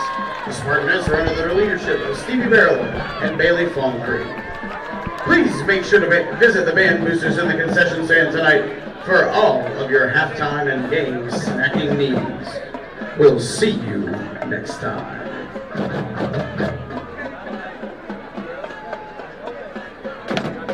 Spectacular job by the East Ascension band. Beautiful job. It just makes it for such a great atmosphere for the band to play at halftime and for us to be able to bring it to you. Let's head down to Troy LaBeouf and a special guest. Troy, take it away. And ladies and gentlemen, what a great halftime performance by the East Ascension band, marching band. I'm here with the East Ascension principal, Johnny Walker. Good to have you. Filling in for Miss Avery tonight, doing a fantastic job, Miss Avery. This man's doing a great job tonight. Good to have you. It's definitely very excited to be here. Thank y'all for being here as well. How's this week been? I know it's a week of a lot of events. The focus of the kids. I mean, it's there's so many activities going on. Plus, you throw in there, talk about the no cell phone deal. Now, how are the kids reacting to that this school year? year? So far this year, we have loved the no cell phone policy. We've seen a decreased number of major referrals. Also, it's just really nice to see students talking to each other. The social part of it, campus is a little bit louder, but we definitely enjoy what we're seeing right now. I'm going to call you coach because you were a coach for a little while. You played in this series. You played at East Ascension. You played against the Spartans, against Santa Mar. Talk about some memories you have. I think South Babbitt might have been involved in that. South Babbitt was definitely a part of that. I remember just growing up as a kid in the city of Gonzales, watching this game growing up, always wanted to be a part of it. Then I had the opportunity to actually play in the game. 3 years started, played on this field. One of my finest moments of the game, of the series, is when in 2001 we had the overtime game. It was right here in the end zone to my right. South Babbitt, which is the offensive coordinator, was the quarterback. Third down on the overtime play and to make it a big play. And everybody kind of remembers the fourth down play, the scramble, the incomplete pass, and then everybody just went crazy. But it's definitely one of my finest moments in the series. A lot going on, obviously, at East Ascension with sports. You got cross-country volleyball, but academics. Talk a little bit about the academics. So our motto is excellence always. So we want to be excellent in everything we do, excellent in academics. We have so many different programs and extracurriculums, and everything kind of leans toward us being the best we could be academically. How you think teams playing so far? We started off a little slow, but when we definitely settle in, the 14-7, we got the ball coming back out. I feel really good about where we are right now. Sound just like a coach. Absolutely. You never lose it. That's Johnny Walker right there. Thank you, Mr. Johnny. Thank you for having me. Thanks so much, Troy, and a great interview with Mr. Walker. We appreciate that very much. We also just had a great presentation of Persons of the Year, and we want to give you those for East Ascension. Their Support Person of the Year, Stephen Ussery. Their Teacher of the Year, first-year teacher, Noel Matthews, and also Coach Brown and Eric Brownfield, also a Teacher of the Year. And we have their Student of the Year is Luis Castillo. So we congratulate them on being honored here tonight. There you see them right there, and again, tremendous job for all of these folks to be a big part of East Ascension, not just the school, but also the community, and we congratulate them as well. We're going to head back down to Troy, and he's got another great interview here at halftime. Moving on to the Santa Mar side, I see Ms. Christina Carter, principal at Santa Mar High School. Good to have you again. Thank you. Thank you for having me. How's this week going so far? I know it's always a crazy week when these two teams play. It is, but it is a great week. It's a great week for our kids, our community. I love the tradition of this game and how it's just deeply rooted in all that we do. So it's been a busy one, but it's been a great one. Like I asked Coach Walker, I still call him a coach, Johnny, the no cell phone policy, how's that going for y'all at Santa Mar? Oh, it's been amazing. Like our students are more engaged, our teachers are noticing students talking to each other and just being engaged in personal conversations with them. They're playing games. They're just doing an awesome job. They really are adjusting well. Cross country off to a good start. Volleyball's having good starts so far too. Yes, I mean we're just amazing in all that we do. Academic, sports, extracurricular. We really believe that our kids model success through actions in everything that they do, and I'm glad that they're successful. Talk about your staff a little bit. I know you got a big support staff and your teachers as well. Oh, they're just amazing. They do so much for our students, our community. We really push that we are one team and we have the same goal for all of our students. We want them to be successful when they leave us, and I feel like they put in countless hours beyond what anybody would probably know that they do to make sure students are successful. Any words of wisdom for the Gators that come out in the second half? They have the lead 14-6. I would just say keep doing what they're doing. It's working. I believe that they are going to come out victorious at the end, and go Gators. Tied at 22 in this series. Gators looking to take the lead. Absolutely. The trophy is coming back to our school, just so you know. Thank you, Ms. Carter. Thank you. We appreciate you as always. Absolutely. Have a great night. We'll send it to break. We'll be back for the second half kickoff after this.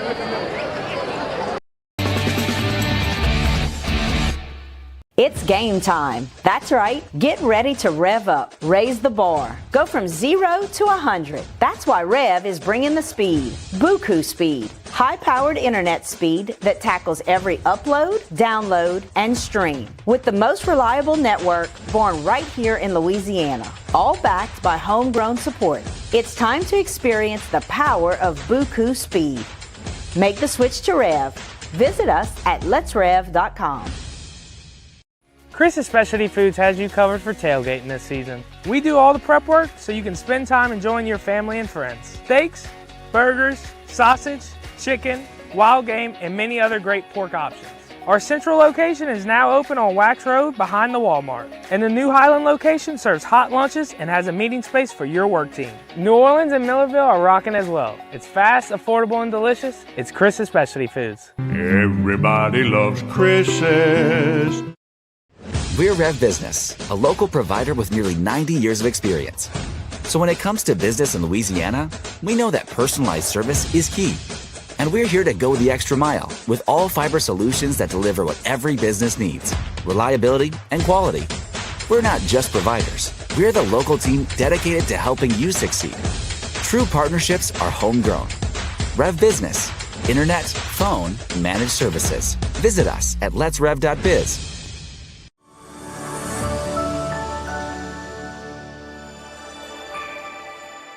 Mark your calendars for the first annual City of Gonzales Fall Fest. Join us on Sunday, October 27th at the Price of Law Pace Center from noon to 4 p.m. Enjoy a fantastic range of free fall activities and be entertained by the soulful sounds of Jamel Richardson. It's an event full of fun and music that you won't want to miss.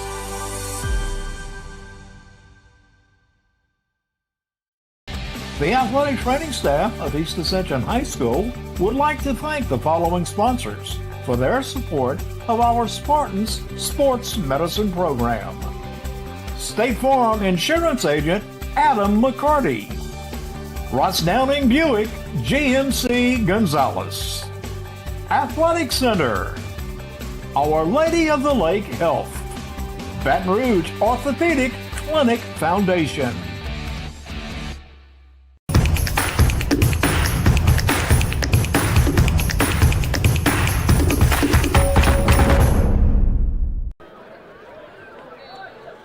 Well, this is everything we build it to be in the 45th meeting of these two teams. One of the longest, one of the most intense rivalries anywhere in the state. You know, we've kind of thought about what are some of the other rivalries that you think about when you think about high school football in this area. You think a little bit about St. James Letcher. It's kind of faded a little bit in the last few years. A few others, but this one is the one that comes top of mind. This is the game that everybody thinks about. When you define rivalry, you think of East Ascension and Sanamaw, and it has been everything we build it to be. And the fact that it is 14-6, the Gators jumped out in literally 3 plays. They jumped out to a 14-0 lead, and then the Spartans have settled in. And I'm going to tell you, the Spartan defense, led by Jameer Smith, has been exceptional in the latter part of that first half. He's played it well from the defensive end position, Jimmy. He's known when to crash and attack the runner. He's known when to slow play it and attack the quarterback. He's gotten pressure when Babin's thrown the ball. Now look, Babin's offensive line for Sanamaw, they've kept him pretty clean so far, giving him some room to throw the football. Defensive back, I think the challenge in the second half, can the East Ascension defensive backs cover these receivers, force Sanamaw to throw it, which they can throw it, they're good at it, but can they cover these receivers? Well, I expected to see Hudson Browning in this game. I don't think we will. He must be a little more injured than they expected or thought when I talked to him earlier in the week, because that shoulder is still really bothering him. But the 2-quarterback system that they've been able to run has been effective in spurts. They've been able to move the football when they needed to. But again, you still feel like Cooper Babin has an edge when he's out there on the field. He's thrown anywhere from 180 to 200 yards per game this season. He's also been able to run the football as well. He's got a few rushing touchdowns, so he's in total control. It would be huge right here if East Ascension can get a drive off of it after they receive the kickoff. And we start the third quarter. We're so glad that you've joined us for this all-important 5-5A district matchup between the Spartans and the Gators. I'm Jimmy Frederick, along with me, Troy LaBeouf. Again, we wish our broadcast partner, David Swacker, all the best as he is recovering from an illness. We hope he's able to watch. This is going to be a line drive. It will be bounced to number 5, Dumas, and Dumas is running for his life, and he's going to be chased down. He's very close to the goal line. They're going to say his forward progress was stopped at the 4-yard line. What a play by number 91, Jaden Wilson. Yeah, Wilson down there on coverage. Once the ball was from him, I thought it could have something going if he could have fielded it cleanly. But, man, great coverage. Look at the orange jerseys down there. Wilson's a good-looking kid. That's a good call. His forward momentum was at about the 4-yard line where he was initially tackled. So EA will take it deep in their own territory.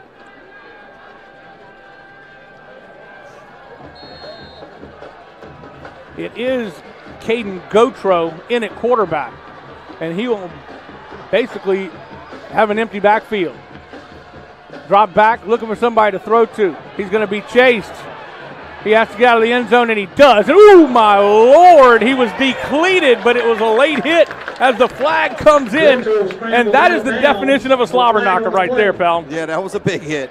That was a big. Let's take a look at it right here. I think that was number 49, Evan Williams, that came in there and cleaned up Gotro. But, yeah, he was out of bounds. He had 2 feet out of bounds. And he was, it was obviously going out of bounds, too. I mean, it was not like he just stepped out real fast. He was headed that way. That's a big penalty right there because that'll get them out of their own end zone, give them an automatic first down as they move it up 15 yards. 5th penalty of the night for Sandoval. So, as you said, it gets them out of the shadow of their own end zone at the 19-yard line. Gators showing the same front they did the first half. Nose of the football, just a pig's whisker at the 20. Going in motion is Oob.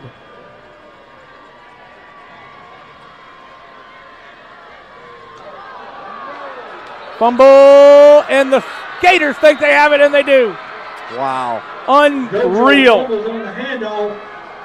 First and 10 Gators. The guy that just made the late hit comes up with the fumble. Let me tell you something. That was a big deal. It just never had the handoff quite right, and they went around his back. But one of the keys to victory for East Ascension, again, we talked about it, win the turnover battle. That's pretty automatic, but that's something they just have not been able to do tonight. And Williams makes the play. After giving up the 15 yards, he pounces on the fumble. Great field position. Yeah. EA 14. A little quick flip, trying to find a hole. Not much room that time for Timothy Johnson. Johnson goes around the left side. That's a little flip. It is a pass right there. It is passing yardage. Just trying to use the speed of Timothy Johnson, who's a big play receiver for him. Of course, he's the one that caught that first pass from scrimmage that went 70 yards or so. Johnson's amongst the leaders in the area for receiving yards. They say he picked up 2 at 2nd and 8. Ball now at the 15-yard line. Babin will pull it back. He's going to run it himself, but he has not much room. In fact, 0 room. As John Brown was in there on the stop. Big number 96, you see him right there in the middle of your screen. Probably maybe should have Third down 9 for the Gators. handed the football up. Got a Gator lineman down. Injury timeout. He did break 3 tackles before he was just corralled. The big sophomore, Ethan LeBeau, is down at the 27-yard line. 6'4", 294, big, good-looking offensive lineman. Hopefully he's okay. We'll take a quick break while they tend to LeBeau. We'll be back right after this. You're watching the REV Game of the Week. It's game time. That's right. Get ready to rev up, raise the bar. Go from 0 to 100. That's why REV is bringing the speed. Buku speed. High-powered internet speed that tackles every upload, download, and stream. With the most reliable network born right here in Louisiana. All backed by homegrown support. It's time to experience the power of Buku speed. Make the switch to REV. Visit us at letsrev.com.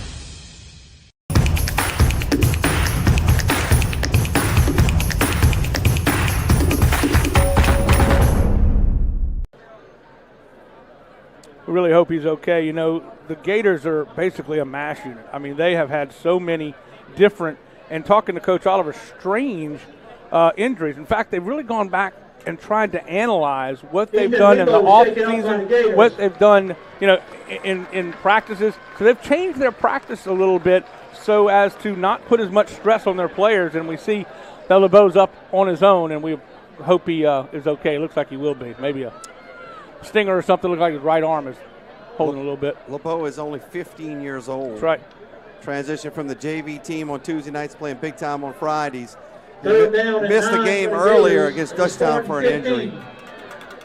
He went off on his own power. We're glad to see that. It'll be 3rd down and 8 now.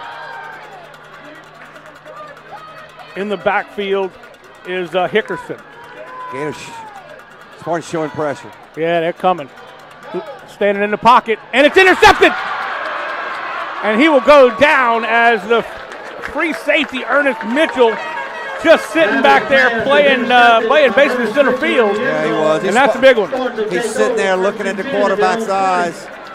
Babin stayed on that read, Jimmy. He didn't go to his second progression and just overshot the receiver. They had 3 defenders right there. His dad is probably going to tell him, you know, we got to look that guy off, look that safety off, and maybe go to another read. But that's a great defensive play by the Spartans.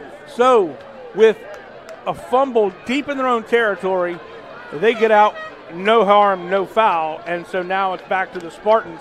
So 2 possessions, 1 for each, and they both turned the ball over. Look, not a great start for East Ascension in both halves, but right. they overcome it in the first half. Now they're trying to overcome it here in the second half. 1st and 10 from their own 20 after the interception in the end zone. This is going to be a direct snap to LaRon McZeal. McZeal will take it around the right side and pick up 3.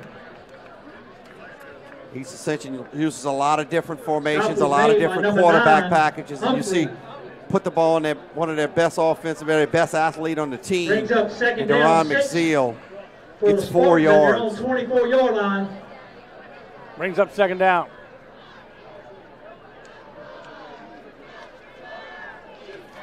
You've got Oob and Dumas, twins, to the near side. No receivers to the top of your screen. It will be again. McZeal's going to pass it down the field to Oob. Oob gets the catch off his right at his fingertips, and McZeal does it all. Wow. Pitching and catching to Oob, and Oob just caught it beautifully on his fingertips. Looked like the immaculate reception. You're not kidding, son. What a throw from a guy that's not really a quarterback. He gets everything, apparently. But, you know, he's such a threat. He gives you an extra blocker when he's in the backfield because he's going to run the ball most of the time. You can block with the 10 other guys. 20-yard strike that time for McZeal. And McZeal will get another stat line for himself. This will be Gautreaux handing off up the middle to Caleb Davis. And Davis will be stopped that time by Evans and company. I think Salzarullo was in there as well. Salzarullo reads that counter play as good as anybody. He sees those 2 linemen. He sees down block. He sees the 2 linemen coming at him. He just shoots through the gap and makes the play. That's well coached. Pick up 1 on the carry, brings up 2nd down and 9. 12 seconds on the play clock, down to 10. They're still getting the play in from the sideline. Caden Gautreaux is the quarterback. He'll be out of the pistol.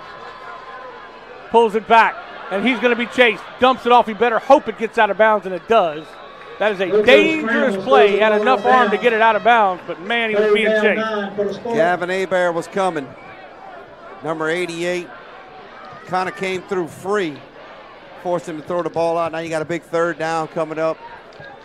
Hebert had that pass batted down earlier in the late in the second quarter. Big play for him. He's got 2 sacks on the year, 6 tackles for loss.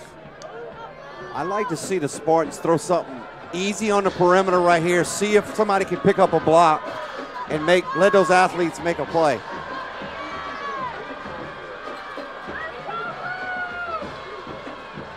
In motion is Blackburn. Again, running for his life. He's going to be, nope, I thought he was going to be sacked, but he didn't get it. Gautreaux still on his feet. looking for somebody to throw to, and now he just dumps it out of bounds, and my gosh, he escaped 2 huge tacklers. There's no way he was able to get away from that. Wow, that was a disaster waiting to happen, but watch Gotro just do some Johnny Manziel type moves just to get away. I thought the play was going to be made right there. They just continue to pursue. I like Gotro kept his eyes downfield. He was looking for receivers to come back to the ball. So this drive will once again stall, and they'll have to punt it away. Preston Baker will do the honors, and he will boot this one toward the coffin corner. Nope, he's going to pump it right down the line, and it will be fair caught by Easton Humphrey. He'll take it at the 18-yard line, and they'll start there. One of the surest set of hands in catching punts is Easton. He does a fantastic job. They want him to catch the football. Now, if he can make a play, but I want to catch the football, I want to keep the football. Dutchtown and Denham Springs tightening up here in the third quarter. It is 14-13. Dutchtown still with a 1-point advantage.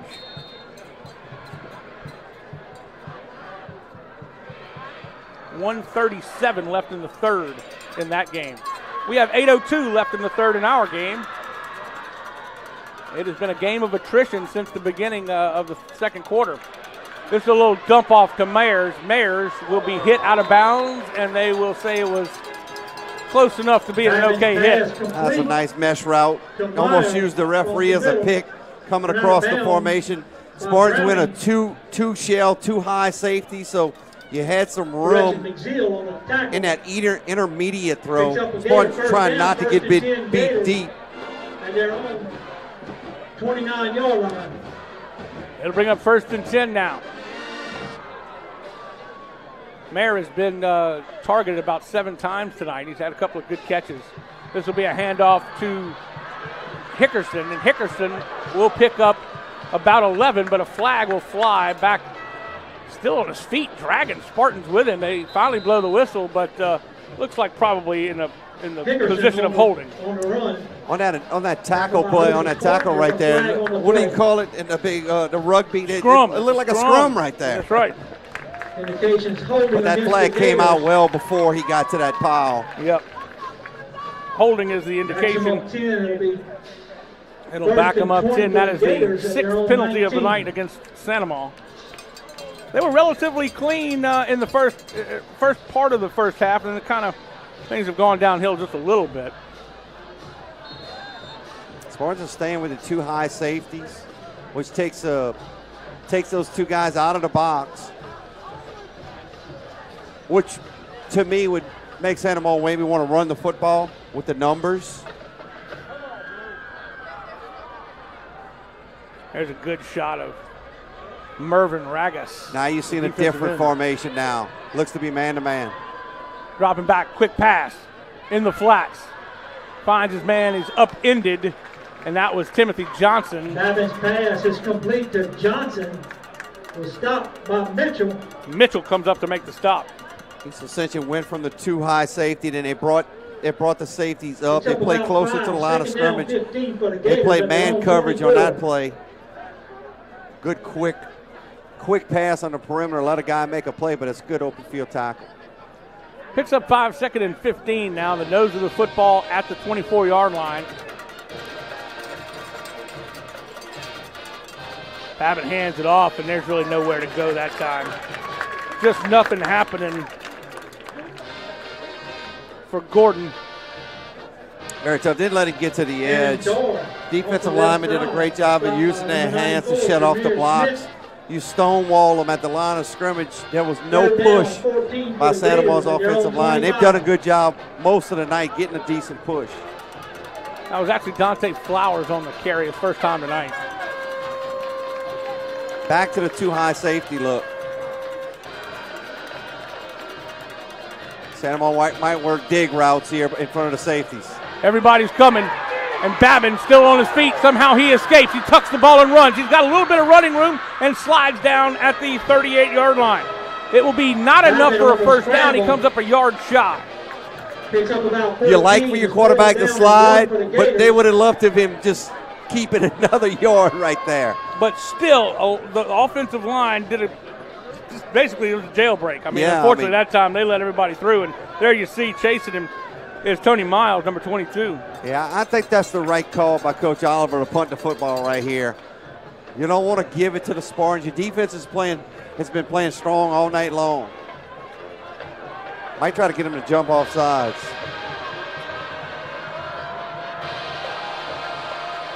They're going to go for it. Duck him under, and he gets it. I don't know. It's going to be close. It is going to be close. Where are they going to mark the football down? The marker's at the 39.5-yard line. This ball is sitting at the 39. Right. It's going to be, we may see our first measurement in about 2 years. I thought they had. They got the first down. Wow. They gave it to him by a microbe. Gators pick up the first down. And it looked like he was initially down short, but then he kept going. They didn't blow the whistle because he was not down yet. Yeah, maybe falling forward. First down, and they get it by just a tiny little bit. McZeal had him around the ankles, but he fell just enough to get the first down. Huge play, huge spot. Nose of the football at the 39-yard line. 1st and 10 for the Gators. It'll be handoff to Flowers. Flowers will try to duck under some defenders, and he will pick up a yard at most. Smith in on the stop. Off the right side. Also in there, number 46, Jupiter. These high school offenses have gotten so advanced, Jimmy. You see those two linemen pull from the backside. The back kind of sits behind them. What they're going to do also, they're going to fake that, pull those linemen, try to make the defense eye candy that way, and throw the football the other way. It's all about what's happening on the next play. It's very, it's not easy to call a football game if you're an offensive coordinator. Absolutely not. You got to be thinking 1 to 2 to 3 plays ahead. Flanked on both sides. Flowers will go in motion. Quick pass to Flowers. A little low, but he was able to catch it. He's got some running room, still on his feet. He'll pick up about 7 and about 2 yards shy of the first down. That play was made. That play, sorry, Jimmy. That play was made because of the blocking on the edge by the Gator receivers. Linemen are not the only people that block. Your receivers will have to block as well. When you throw the quick now, with now a smoke screen back out to the receiver, you're hoping your receivers can make a play. This will be Williams. Williams gets the first down a little bit more. He picks up 4, maybe 4.5. He'll cross the 50-yard line. Check that. That was a Hickerson. Hickerson goes off the right side. Sandoval went hurry up there. I think they caught him off guard a little bit. The offensive line got a nice push on the right side. It's 49. Austin McNabb doing a good job up front, along with Big 78 Elijah Thornton. You know, he was hurt a little bit earlier in this season, and they were a little bit on a pitch count, a play count for him, but that's not the case anymore. He is going full speed all game. Out of the pistol, handoff this time to Williams. Hickerson goes off the left side. I think advantage on the last couple plays is going to the Sandoval offensive line. Yeah. They're starting to get a nice push. Defensive coaches for East Ascension are going to have to change something up a little bit. And the Spartan 44. Picks up 5, 2nd down and 5. Across the 45 to the 44-yard line. Hickerson now getting most of the snaps at running back. Flowers in motion. Handoff to Hickerson. They're seeing something because Hickerson's running the football a little bit. That time, a nice job for McZeal, who came up from a safety spot. Well, there you saw the change right there. Your defensive linemen all got their hands in the dirt, and they sent 2 linebackers. They call them green dogs in the B gaps, and it just screwed everything up on the blocking scheme. Tony Miles there as well to finish him off, but that was all Ron McZeal cutting him low. That's what you need to see as a tackler when you're watching people tackle. Get them low. You see those guys trying to hit people high, and it just doesn't work, especially with the strength of these running backs. Sandoval can rotate those running backs too. Nowhere to go. Not much pickup on that one. Maybe a half a yard. Brings up 3rd and 4. Dropping back is Cooper. Cooper got nobody to throw to, and another flag will fly. He's going to throw this one out of bounds. I think it's going to be holding on the offense, and that's going to back him up. And, man, I tell you what, this blue shirt defense, this Spartan defense has come to play here in the second half. Yeah, they have. They're getting a lot of pressure on the quarterback. Babin had to scramble earlier on the play, which he nearly got the first down on, but he nearly sacked him. But they're There you see more pressure coming. That was number 42, Mervin Regos, getting the pressure at the quarterback. He's their best pass rusher, 6'2", 220. He's a senior. After the penalty, third down and Penalty 15. will back them up 10. It'll be a 3rd and 15 now for the Gators. 1:34 left to go in the third quarter. It's been a pretty quick quarter. It has. Excuse me, it has. Watch for a screen game right here. Hickerson will flank to the right of Babin. Babin drops back. This offensive line's got to get some help, and they just don't, as a Smith comes in, and then he's finished off by John Brown. By number 96. My Lord. Three different guys make plays on the defensive line on that series. For the Gators. Good pressure. Piero set the punt for the Jameer Gators. Smith got to him first, but John Brown finished him. John Brown shed his block like a dirty shirt that time. High snap, the kick is away, and nobody runs into him, thankfully.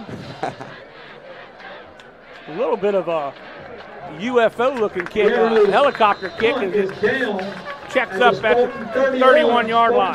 First and 10. So these offenses have thrown punches at each other, not literally just what they've done offensively here in the third quarter, but both defenses have been up to the task. With favorites such as Snow Seafood Platter and Juicy Fillets, as well as daily and nightly. You really got to challenge that East Ascension offensive line now. You got to challenge those guys. We got to count on you guys to create some running lanes. Gotro will be at quarterback. They're more of a pocket passer thrower, and he finds his man in the flats. I believe that's Oob, and it is. Gotro's pass is complete to Oob. It's a weird play, Jimmy. Some of the offensive linemen did not come out of a stance for some reason. I don't know if the ball was snapped before. Watch this offensive line. Some of the guys just kind of stayed there. So luckily Gotro was able to get rid of the football quickly. You're not kidding. They just froze like a statue. Pickup of just 3. It brings up 2nd and 7. Handoff. Running for his life. And he will get across the 40-yard line, close to a first down, but he's going to be short. That was Caleb Davis, I believe. Might have just got it. Stretch play right here. Just use your speed. Nice cutback. Picks up a Spartan first down. First and 10 Spartans at their own I didn't catch the 42. number. The Gator had a shot at him in the backfield, but he just got past him. Good shot at Gotro, the quarterback. Handoff again to Davis. No, check that. That's Blackburn. Blackburn will spin his way across the 50-yard line into Santa Maria territory. I love it. Challenge the offensive line. We're going to run the same play. We're going to run to the short side of the field. Let's see if we can get a hat on a hat. And they do. They break a tackle right here and picks up an extra 5 or 6 yards. Good job that time, too, for number 21, Jeremiah Wilson on Ricks. To kind of just nudge him out of the way enough to allow Blackburn to get a little bit more. And that does it for the third quarter. And we head to the final stand, to the last 12 minutes of this 45th meeting between these two teams. It has been an exciting one. 14-6 is our score. Gators continue to lead. Back after this on the Rev Game of the Week. It's game time. That's right. Get ready to rev up, raise the bar. Go from 0 to 100. That's why Rev is bringing the speed. Buku speed. High-powered internet speed that tackles every upload, download, and stream. With the most reliable network born right here in Louisiana. All backed by homegrown support. It's time to experience the power of Buku speed. Make the switch to Rev. Visit us at letsrev.com.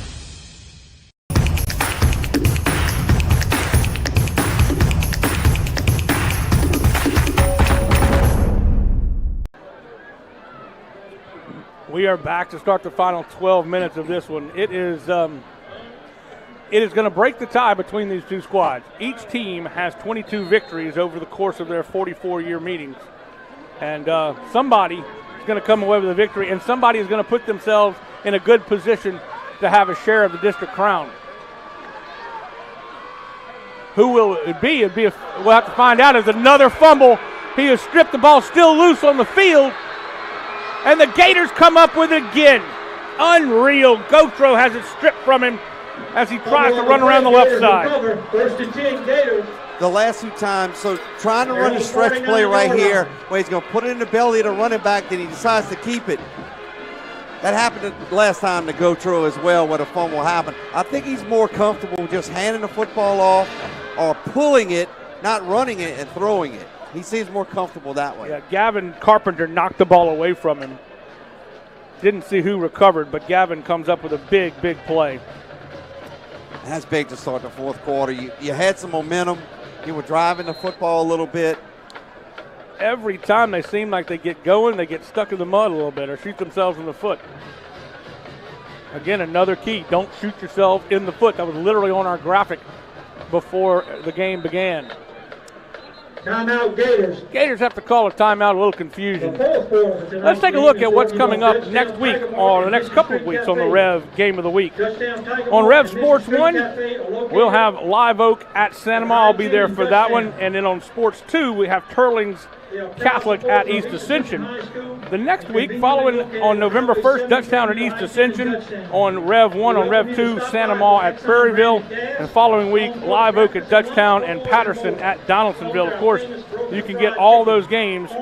And also, next week, I didn't realize St. James at Donaldsonville, you're going to be calling that one. I apologize for leaving that one off. That's no problem. Timmy Sheekat and myself will be on that call. That's a big rival between those two, and most likely will determine a district championship. That's going to be a big one and a great one.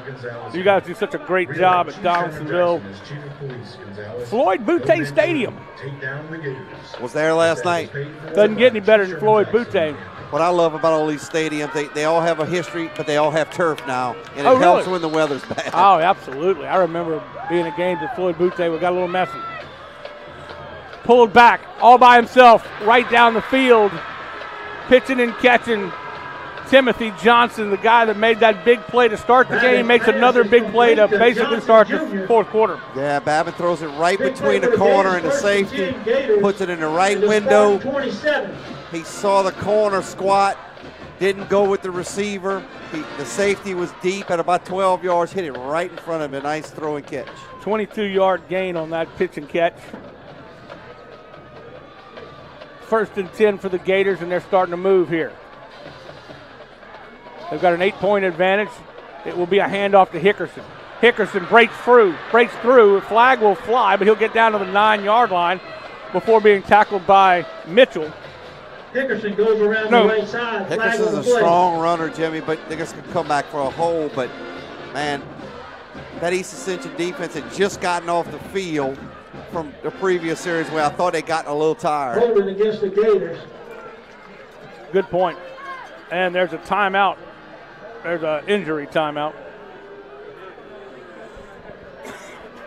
Looks like one of the Spartans shaking up on the play.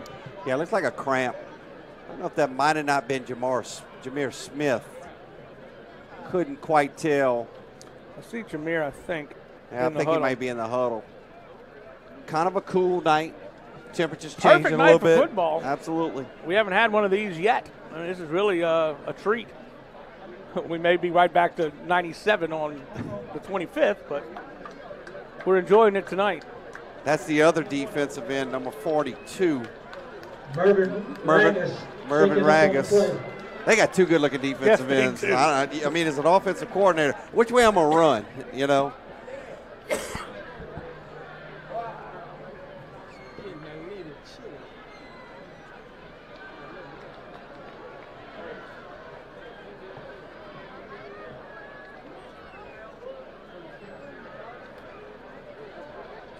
So it backed them up after the penalty on the holding. We'll repeat first down. The ball is at the first and 18 at their Spartan 35-yard line.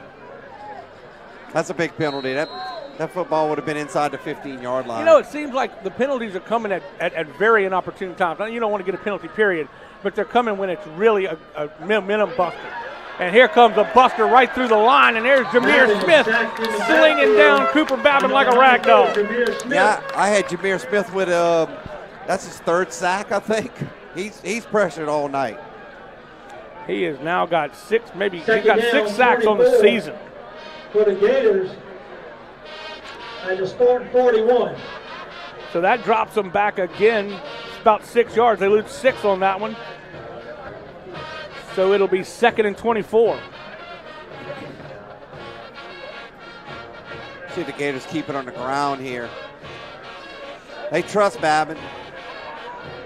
This offensive line has got to protect it. They do keep it on the ground to Flowers, and Flowers will pick up the 6, maybe 7 on the carry. Connor Dorr goes off the right side. Pull 2 linemen from the backside. Just get behind those big guys. John Brown. Nice pickup. Brings up 3rd down, 15 for the Gators at the Spartan 32. I think Coach Oliver may have told his offensive coordinator, Seth Babin, I'm letting you go for it on 4th down, so you figure out what you're going to run on the next 3 plays. They've switched some numbers on us. That's Connor Darr who's running the football. We had him listed at 45, and he's actually number 6.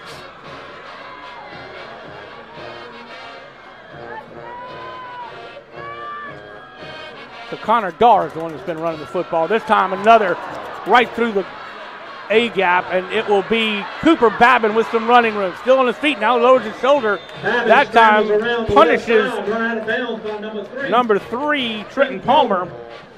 And Babin is got some positive yardage, but not near the 1st down. Yeah, he's not afraid of contact, I'll tell you that much.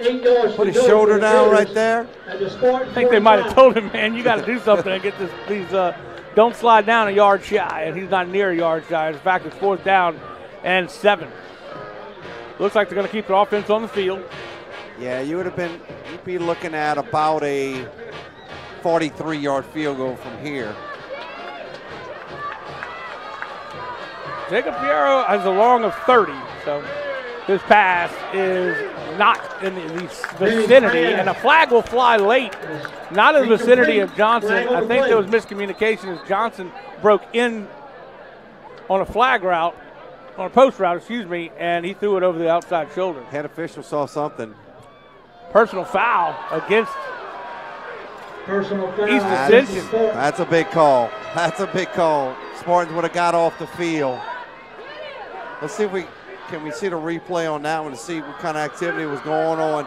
Jameer Smith was tangled up with somebody. I actually thought they were calling the lineman downfield at first. Yeah. Because the lineman he was tangled up with was 3 or 4 yards downfield. It was definitely a late flag, and you'll see Johnson's going to break in toward the goal post, like a post, and I think Babin threw the post corner. Yeah. Threw it to the pylon, but we didn't see the tangle up, but it was close to after the play. Yeah, Coach Mathern's not going to be happy about that.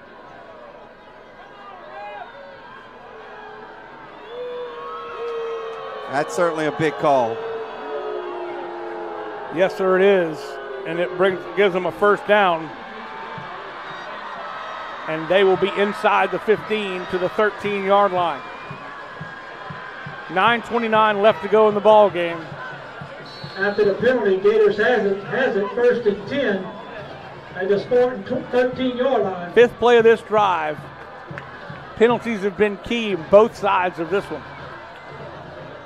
Connor Darr goes in motion, and they'll call the play dead.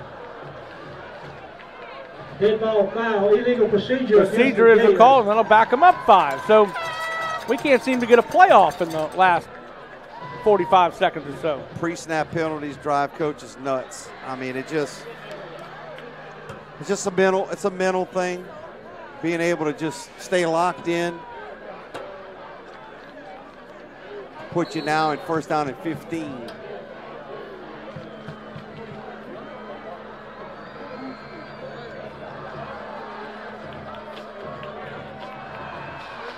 Babin will tell his offensive line what the play is. Hand off to Hickerson. Hickerson patiently allows the blocks to get out in front of him, and he just kind of dances sideways as he picks up 5. Hickerson goes off the left Spartans side. sent more than they can block right there. They were crowded up on the line of scrimmage. They sent both linebackers as well. Kind of a run blitz type defense. 16. Starting to bring those defensive backs a little bit closer to the line of scrimmage to make some plays. Well, this has kind of been the MO of East Ascension. They've kind of been bend, don't break in the latter part of this ball game. Sure looks like that defensive end is, but they didn't call it, so it wasn't. The pass is complete down to the 10-yard line. It's complete to Kaven Taylor, and Taylor. Taylor. Stop was made by Daron McZeal. McZeal makes the stop. Just a now pass, real quick, get it out there. Try to get an edge block. Let him pick up some extra yardage. If anything, you set yourself up for a short field goal try if you don't get the first down here. 3rd and 8. Ball resting at the 10-yard line. Handoff again to Hickerson. Hickerson will be stopped well shy of the first down. Looking to see if the field goal unit, yeah, they're coming. Tony Miles on the stop. Jace Campbell, Miles on the stop. For the Gators. And the field goal unit will come on. Jace Fierro is 1 of 3. His long is of 30 yards. Looking at about a 27-yarder right here, Jimmy. They're missing a few guys out there. Yeah. Gonna have to hurry. 12 seconds, 10 seconds now on the play clock. They run them on with 7 seconds. Snap is low. Hold is down, and the kick is up, and it is good. Well done. I'm glad I'm not driving down Burnside when the football flies on the end of the car, you know? Yeah, you're right. Because all of a sudden, traffic stops as the ball hits right in front of a couple of cars. That was executed right there, because that play clock was down to about 3. In the city of so Gonzales, that gives you an 11-point cushion. You got to score twice. They feel like their defense has been strong all night for Santa Maria. So Santa Maria's got to come up with a drive here. Well, East Ascension has not proven that they can drive the ball 80 yards. They have not proven that so far tonight. They've gotten some drives, they've gotten some movement, but they have not been able to consistently drive the ball down the field. And you know, they've got plenty of time, but it's not like you can dilly down. How about a special teams play right here? Big kickoff return. Back deep for the Spartans. The Gators have been very susceptible to that after a big play. 3 times this season they've given up returns after a score. Watch out for Blackburn back deep for East Ascension. He's got a lot of speed. Let's see if they try to keep the ball away from him. They may kick it to that 3rd level. Yep. That's fair catch. Smart move. 32. Yep. Spartans fair catch to kick and take over 1st and 10. They know they've been susceptible to those big returns, and so they've definitely schemed around that.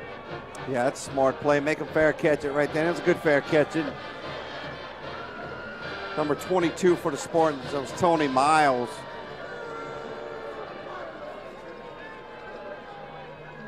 First and 10 for the Spartans. They have the ball at their own 32-yard line. Let's see if they keep it on the ground. They will go to the air. Well, it's a screen pass, just trying to get number 21 Wilson out in space, and he'll pick up 2, maybe 2. I think he only got 1. It's almost looking like they were setting up double pass there. The way it was a slow developing play. Picks up a yard, 2nd down 9 for the Spartans. Watch it right here. RPO, toss it out. I thought he would try to maybe throw it. He tripped on his own man. That's what happened. He had some opportunity, and he looked like he tripped.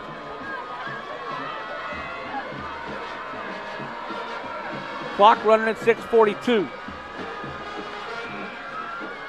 This pass in the flats, a long throw, and Oob takes his eye off of it. Unfortunate. Tried to run before he caught it. That was a nice throw from the right hash all the way to the left far hash. That wasn't an easy throw. No, sir.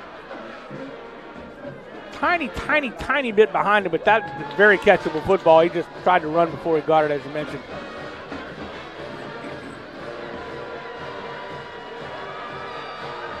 McZeal will go into the slot. Lathan Loomis at the top of your screen now.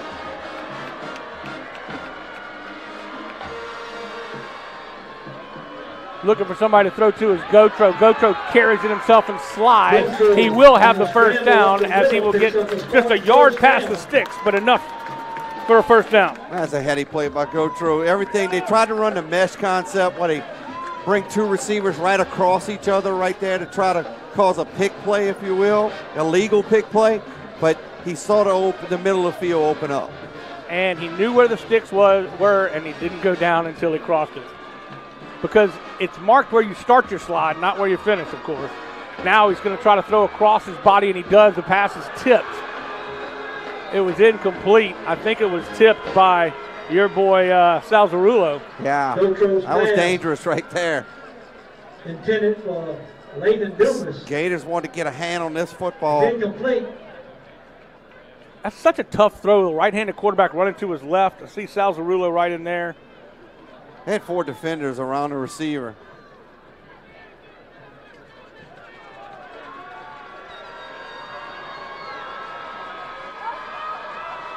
Gators have 2 high safeties as well. Second down. Looking for somebody to throw to. Got plenty of time to throw it, and now he does dump it off to Dumas. Dumas will run out of bounds, but he will pick up a first down as he crosses the close to the 45, at the 46-yard line. What I like about Gotro, he basically had to go to the check down after his first 2 reads were not open. Didn't panic, had a little bit of a rush, found his third receiver, and they were able to pick up the first down. So just as I say that East Ascension is unable to move the football effectively, they're doing it on this drive. But he will be flushed from the pocket, looking downfield again, throwing it up, and it will be, that's a dangerous pass. I think he was looking for maybe Dumas, but he threw it over and in between both of them. Yeah, Santa Maria changed the coverage that time. Good job by defensive coordinator Jay Dykes. Didn't stay with the 2 high safety look. He brought those safeties a little bit closer to the line of scrimmage. Played a combination of man and zone, it looks like, on that play.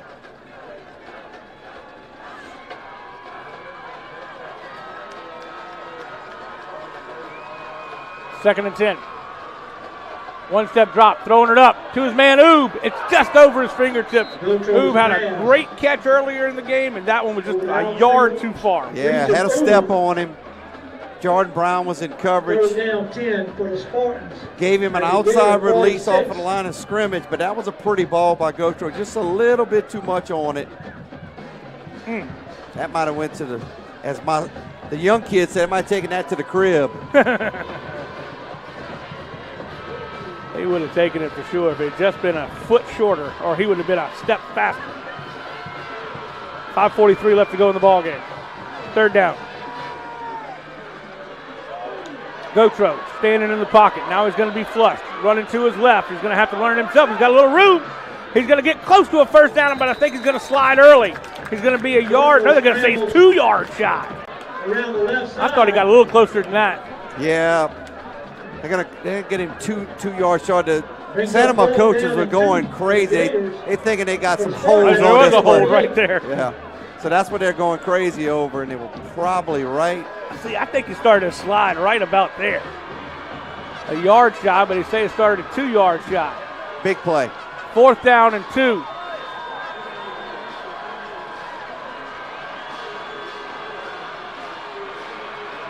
Out of the pistol. Hands off. Nope, he's going to pull it back.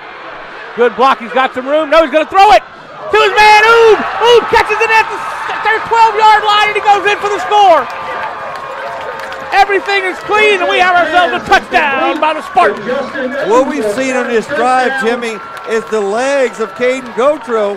He's not known as a big runner. He's more of a throwing quarterback, but he's given his team an opportunity to get back in this ball game by using his legs, keeping his eyes downfield. I thought he was going to run that football. I did too, and I was afraid he might have crossed the line of scrimmage.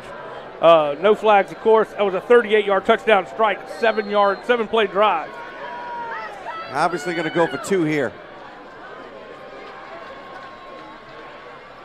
It will be the big quarterback back into the ball game. LeBlanc is going to be denied again on the 2-point conversion. Well, it is 17-12 with 4:48 left to go here in the ball game. Don't go anywhere, folks. We'll be back right after this. You're watching the Rev Game of the Week.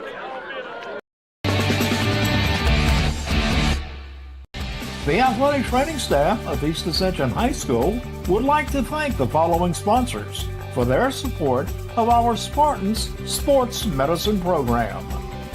State Farm Insurance Agent Adam McCarty. Ross Downing Buick GMC Gonzales. Athletic Center. Our Lady of the Lake Health. Baton Rouge Orthopedic Clinic Foundation.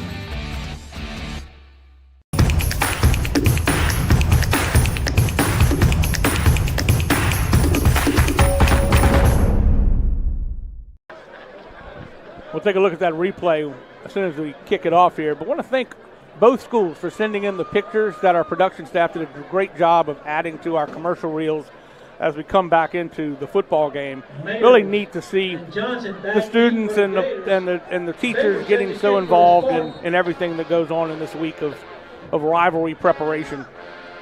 Both principals. There's David. Sorry to interrupt. Yeah, no, both. Good shot of Coach. Both principals are really happy with the no cell phone policy. It's getting the students to engage and talk with each other, and like we used to do back in the day. I remember doing that, I think. Here we go.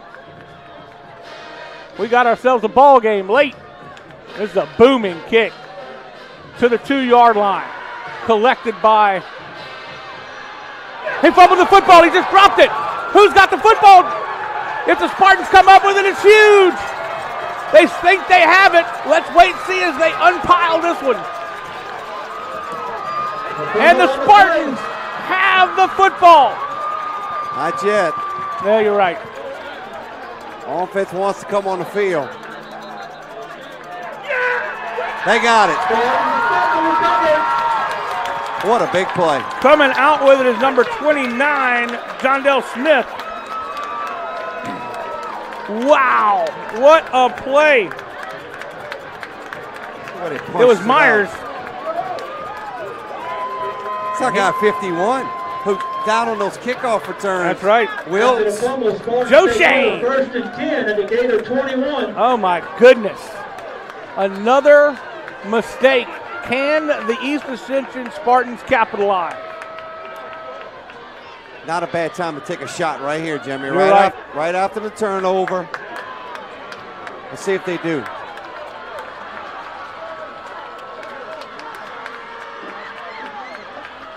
Hand off to Wilson. Wilson's going to be stood up. They're trying to strip the ball from him. You see Evan Williams doing just that. I'll tell you what. Jeremiah Wilson's got some strong hands. You're not kidding. They tried to rip that football away from him. Loses 3, second down, 13 for the Spartans. But look, plenty time left. They lose 3. We see LeBlanc coming back on at quarterback. That's an inverted wishbone.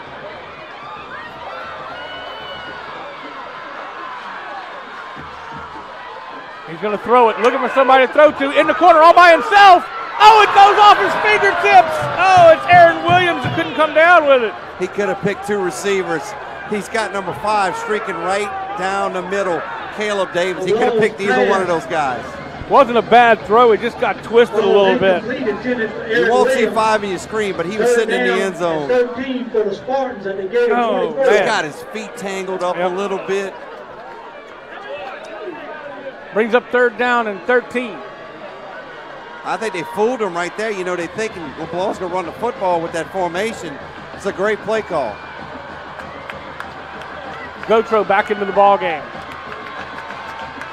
Caden has been effective. In fact, so effective he threw it for a 38-yard touchdown just a bit ago. Looking downfield, he's going to have to take it himself. He tucks it at the 20, at the 15, still on his feet and now slides. Boy, again, I think he slid a yard shy. Did he get the first down? Now it's going to be 4th. No, they gave it to him.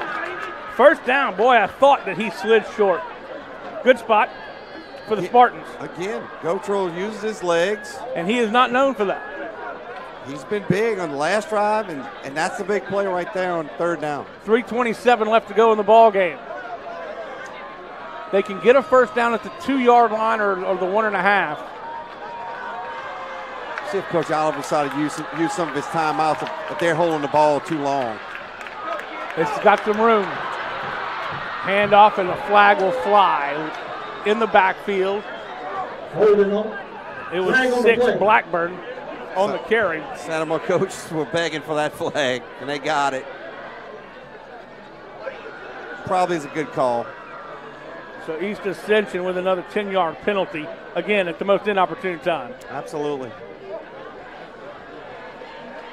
Still a lot of time left.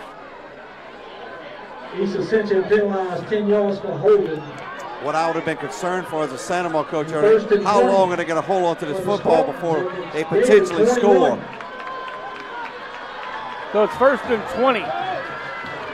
The ball all the way back to the 21-yard line.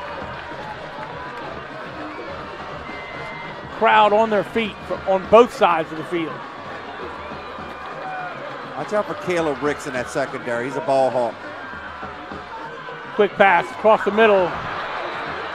Intended for Oob, and Oob can't hang on. He is lucky that that ball didn't careen off his hands into his defender's hands. Caleb Ricks was waiting for it. 2nd down, 20. He would have housed that one. Yep. Watch it right here.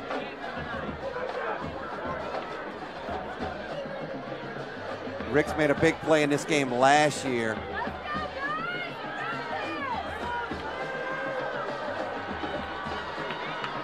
Second and 20.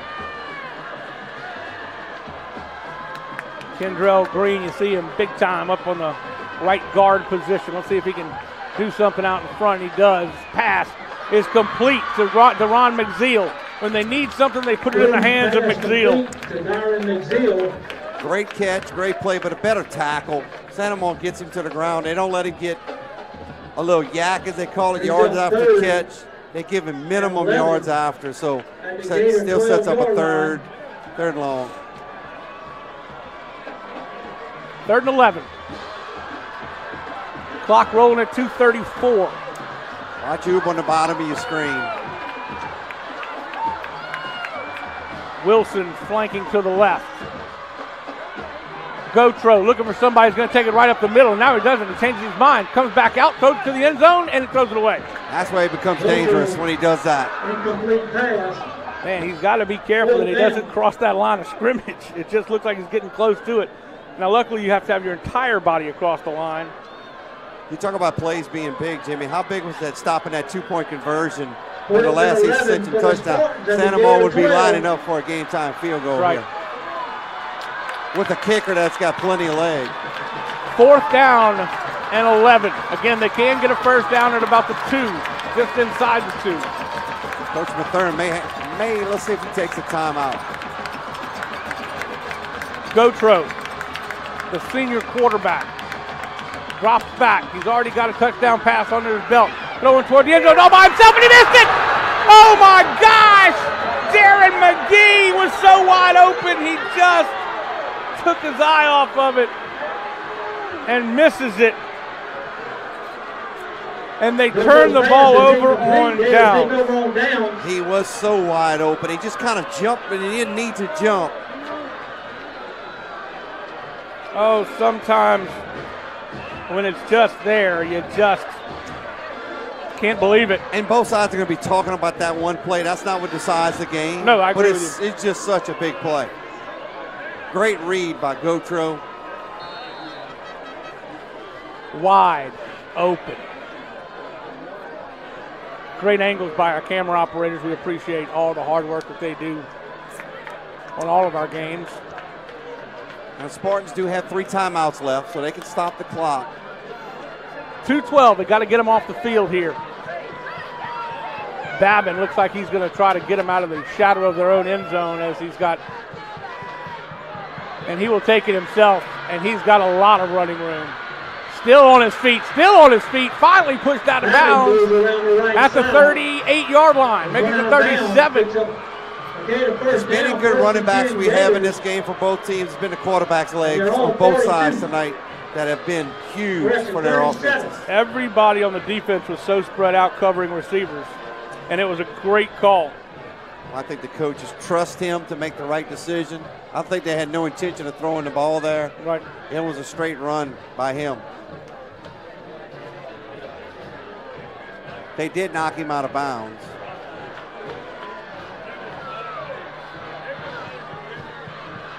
This will be Hickerson. Hickerson crosses the 40, and all they want to do is eat clock. Timeout is called by the Spartans. Darren McGee will never forget that play. No, not. I mean, you go from being somebody in the history of making a play like that late in the game, and if you throw that ball to him 10 more times, he probably catches it 10 times. I agree completely. It is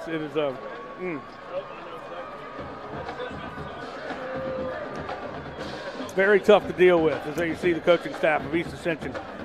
Spartans still have 2 timeouts left. But this is all about field position for Santa Maria here. They want to be able to flip the field. If they do have to punt the football, they want to pin East Ascension back inside the 20-yard line with no timeouts. That would be the ultimate situation for them. Scoring update, a final. Dutchtown over Denham Springs, 27-13. So Dutchtown, another big win in the district. Guy Mastretta. I've watched them on film quite a bit. They just solid football team. They play well in all 3 phases. Undefeated in district, undefeated for the year. This will be Babin again. Babin will take it up the middle, and he will be stopped after a yard or so. Babin on the keeper up the middle. Quickly stop the clock again with their second timeout. Under 2 minutes now, under a minute 50. Now, question is, do you put it in the air here, or do you run it and force them to take their final timeout? Personally, I run the football here. You can give it to the running back. You can let Cooper Babin keep it himself. He's capable of getting the first down, but I don't think I'll put it in the air here. Well, you got 3rd and basically 7, maybe a long 6, and that's – I don't think you run it up the middle. I think you try to kick it outside myself. And look, they trust him to throw it, I'm sure, but incomplete pass allows East Ascension to keep that 1 timeout. Yep. And look, defensively, it's such a chess match.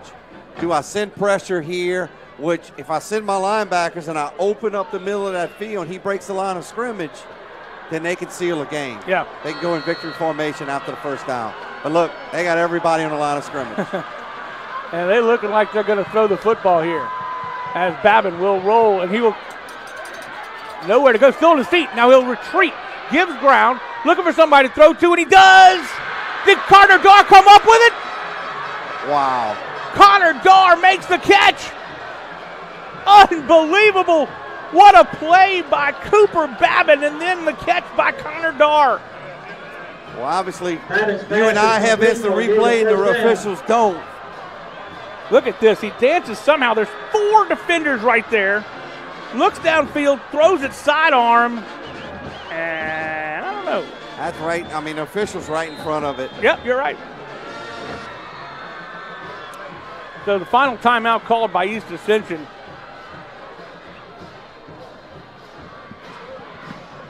And what a play that was. I mean, that was just amazing. We talked about it all game long. The fact that several quarterbacks, not just our 2 quarterbacks, we've had 4 quarterbacks or 3 quarterbacks into this ball game.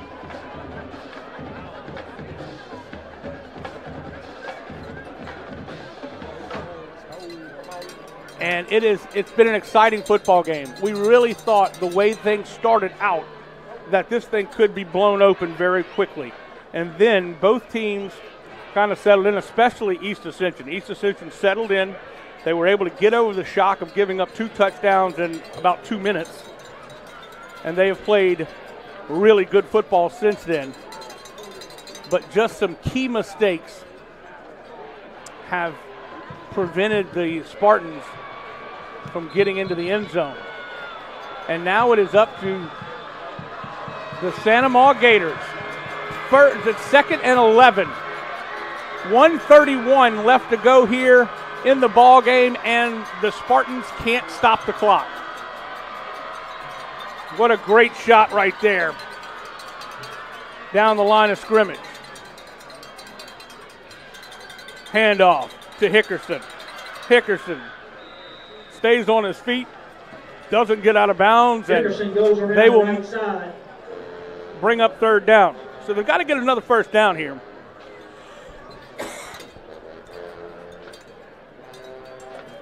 It brings up third down and 8.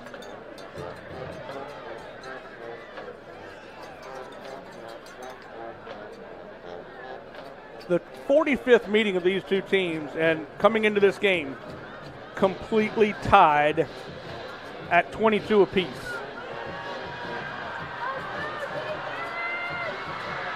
The Gators are trying to get their crowd pumped up, and it doesn't take much to pump up the crowd in all orange.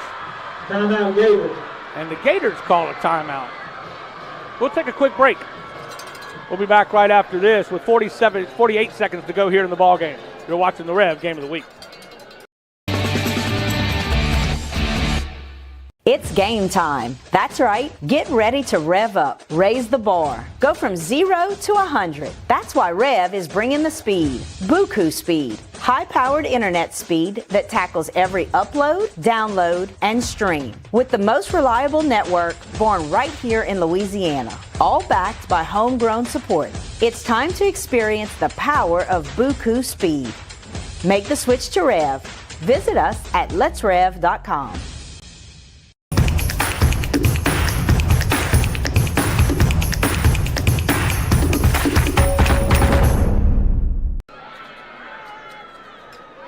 .48 seconds left to go in this 45th meeting, and it has been an exciting football game since the opening kick. We told you the kick would be heard around the world, what it has been. Looking at some of the keys to victory that we talked about in pregame, East Ascension unfortunately had some trouble. They shot themselves in the foot. That was one of the things they couldn't do, both with penalties and also costly mistakes. And they did not win the turnover battle. They've had some opportunities. They have controlled their emotions. When they got down 14-0 to start the game, they could have quit. They could have let go. They could have said, no, I'm not worried about it anymore. I'm not going to, I give up.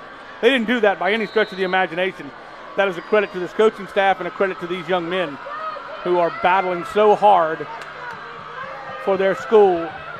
And this one goes nowhere as Connor Darr is stopped by number 7, the cornerback, DeMarcus Gant. Stopped by McZeal. But that is really about it. It'll be 4th down.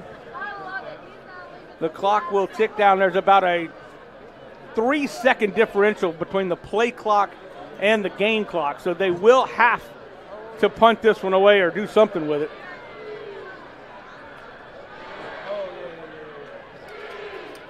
.11 seconds. The play clock is down to 5. And they'll probably just let this be a delay of game, and then they'll have to kick it away. So 2 seconds, and they will just let this one, they'll stop at 1 second. The play clock ran down. It's a delay of game. They do have to kick it. There's 1 second left on the clock. It'll back them up 5.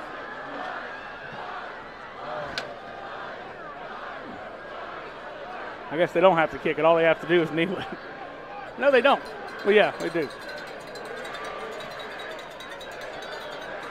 They put 2 more seconds back on the clock, so there's 3 seconds back on the clock. There's 3 seconds left in the game.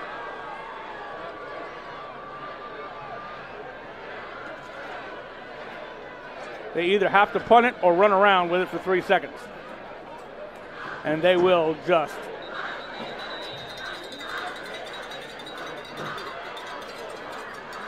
The Gators call a timeout. So they did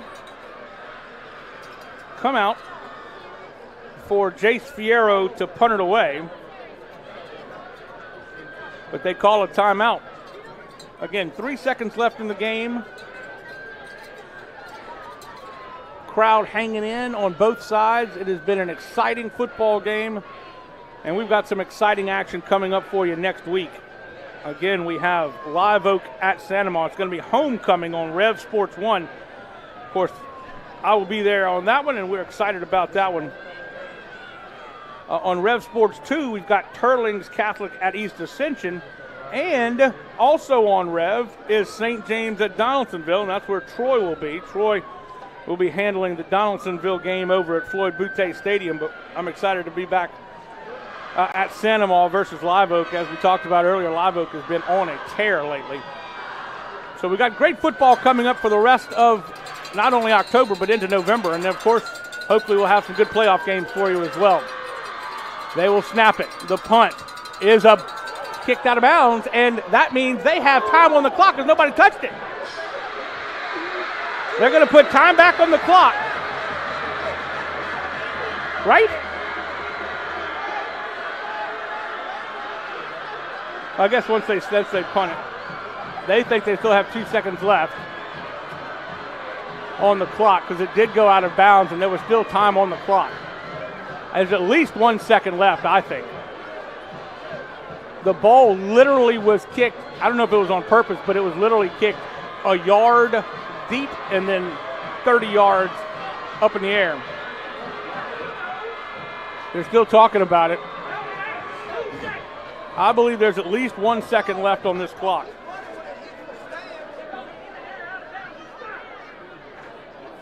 The officials are talking it over. Santa Maria thinks they've won this football game. There it is, right here. They punt it, and it literally goes out of bounds. And it hits somebody right on the top of the head because you don't expect the punt to be coming into the stand sideways.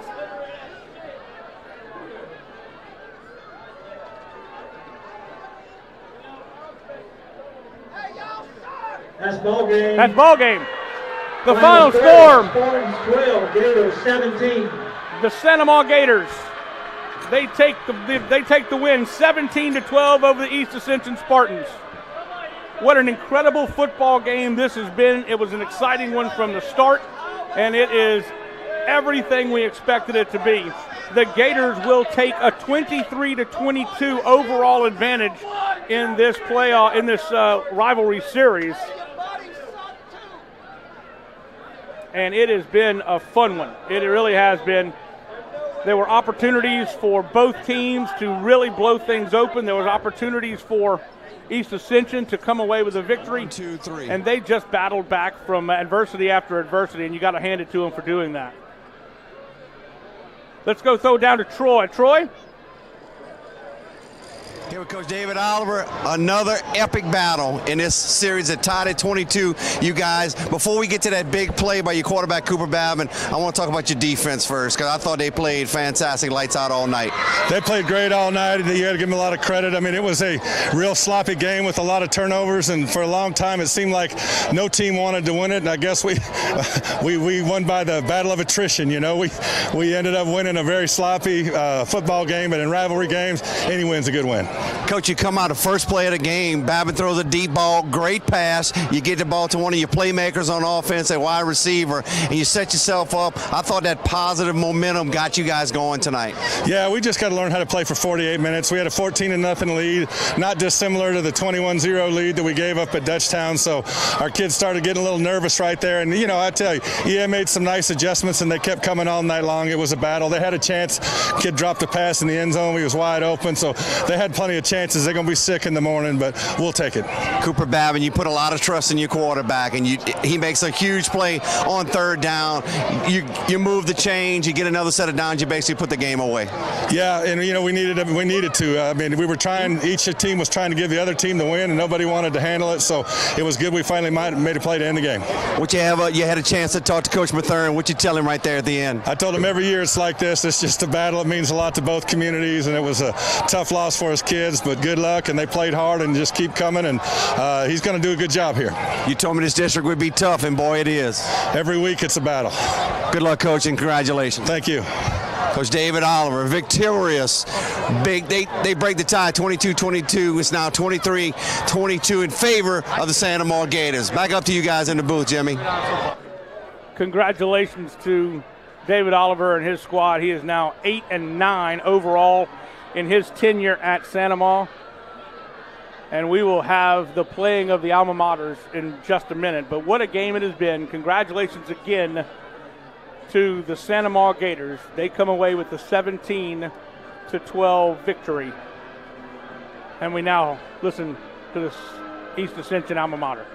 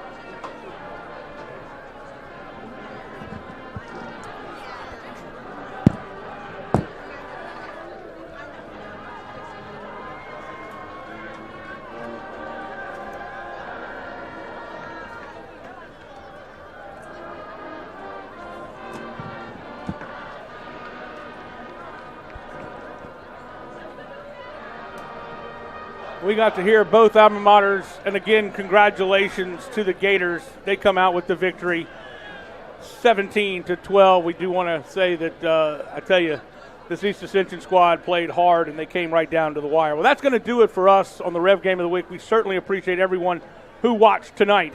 But I want to thank our great camera crew, Priya Singleton, Blaine Trahan, and Jake Voisin, our director, Nolan Wagasback, of course, our executive director, Lyle Boudreau, back in Mission Control. And I want to thank my broadcast partner, Troy LaBeouf. Really enjoyed calling the game with him. Again, the final score, Sanamaw 17, East Ascension 12. That's going to do it.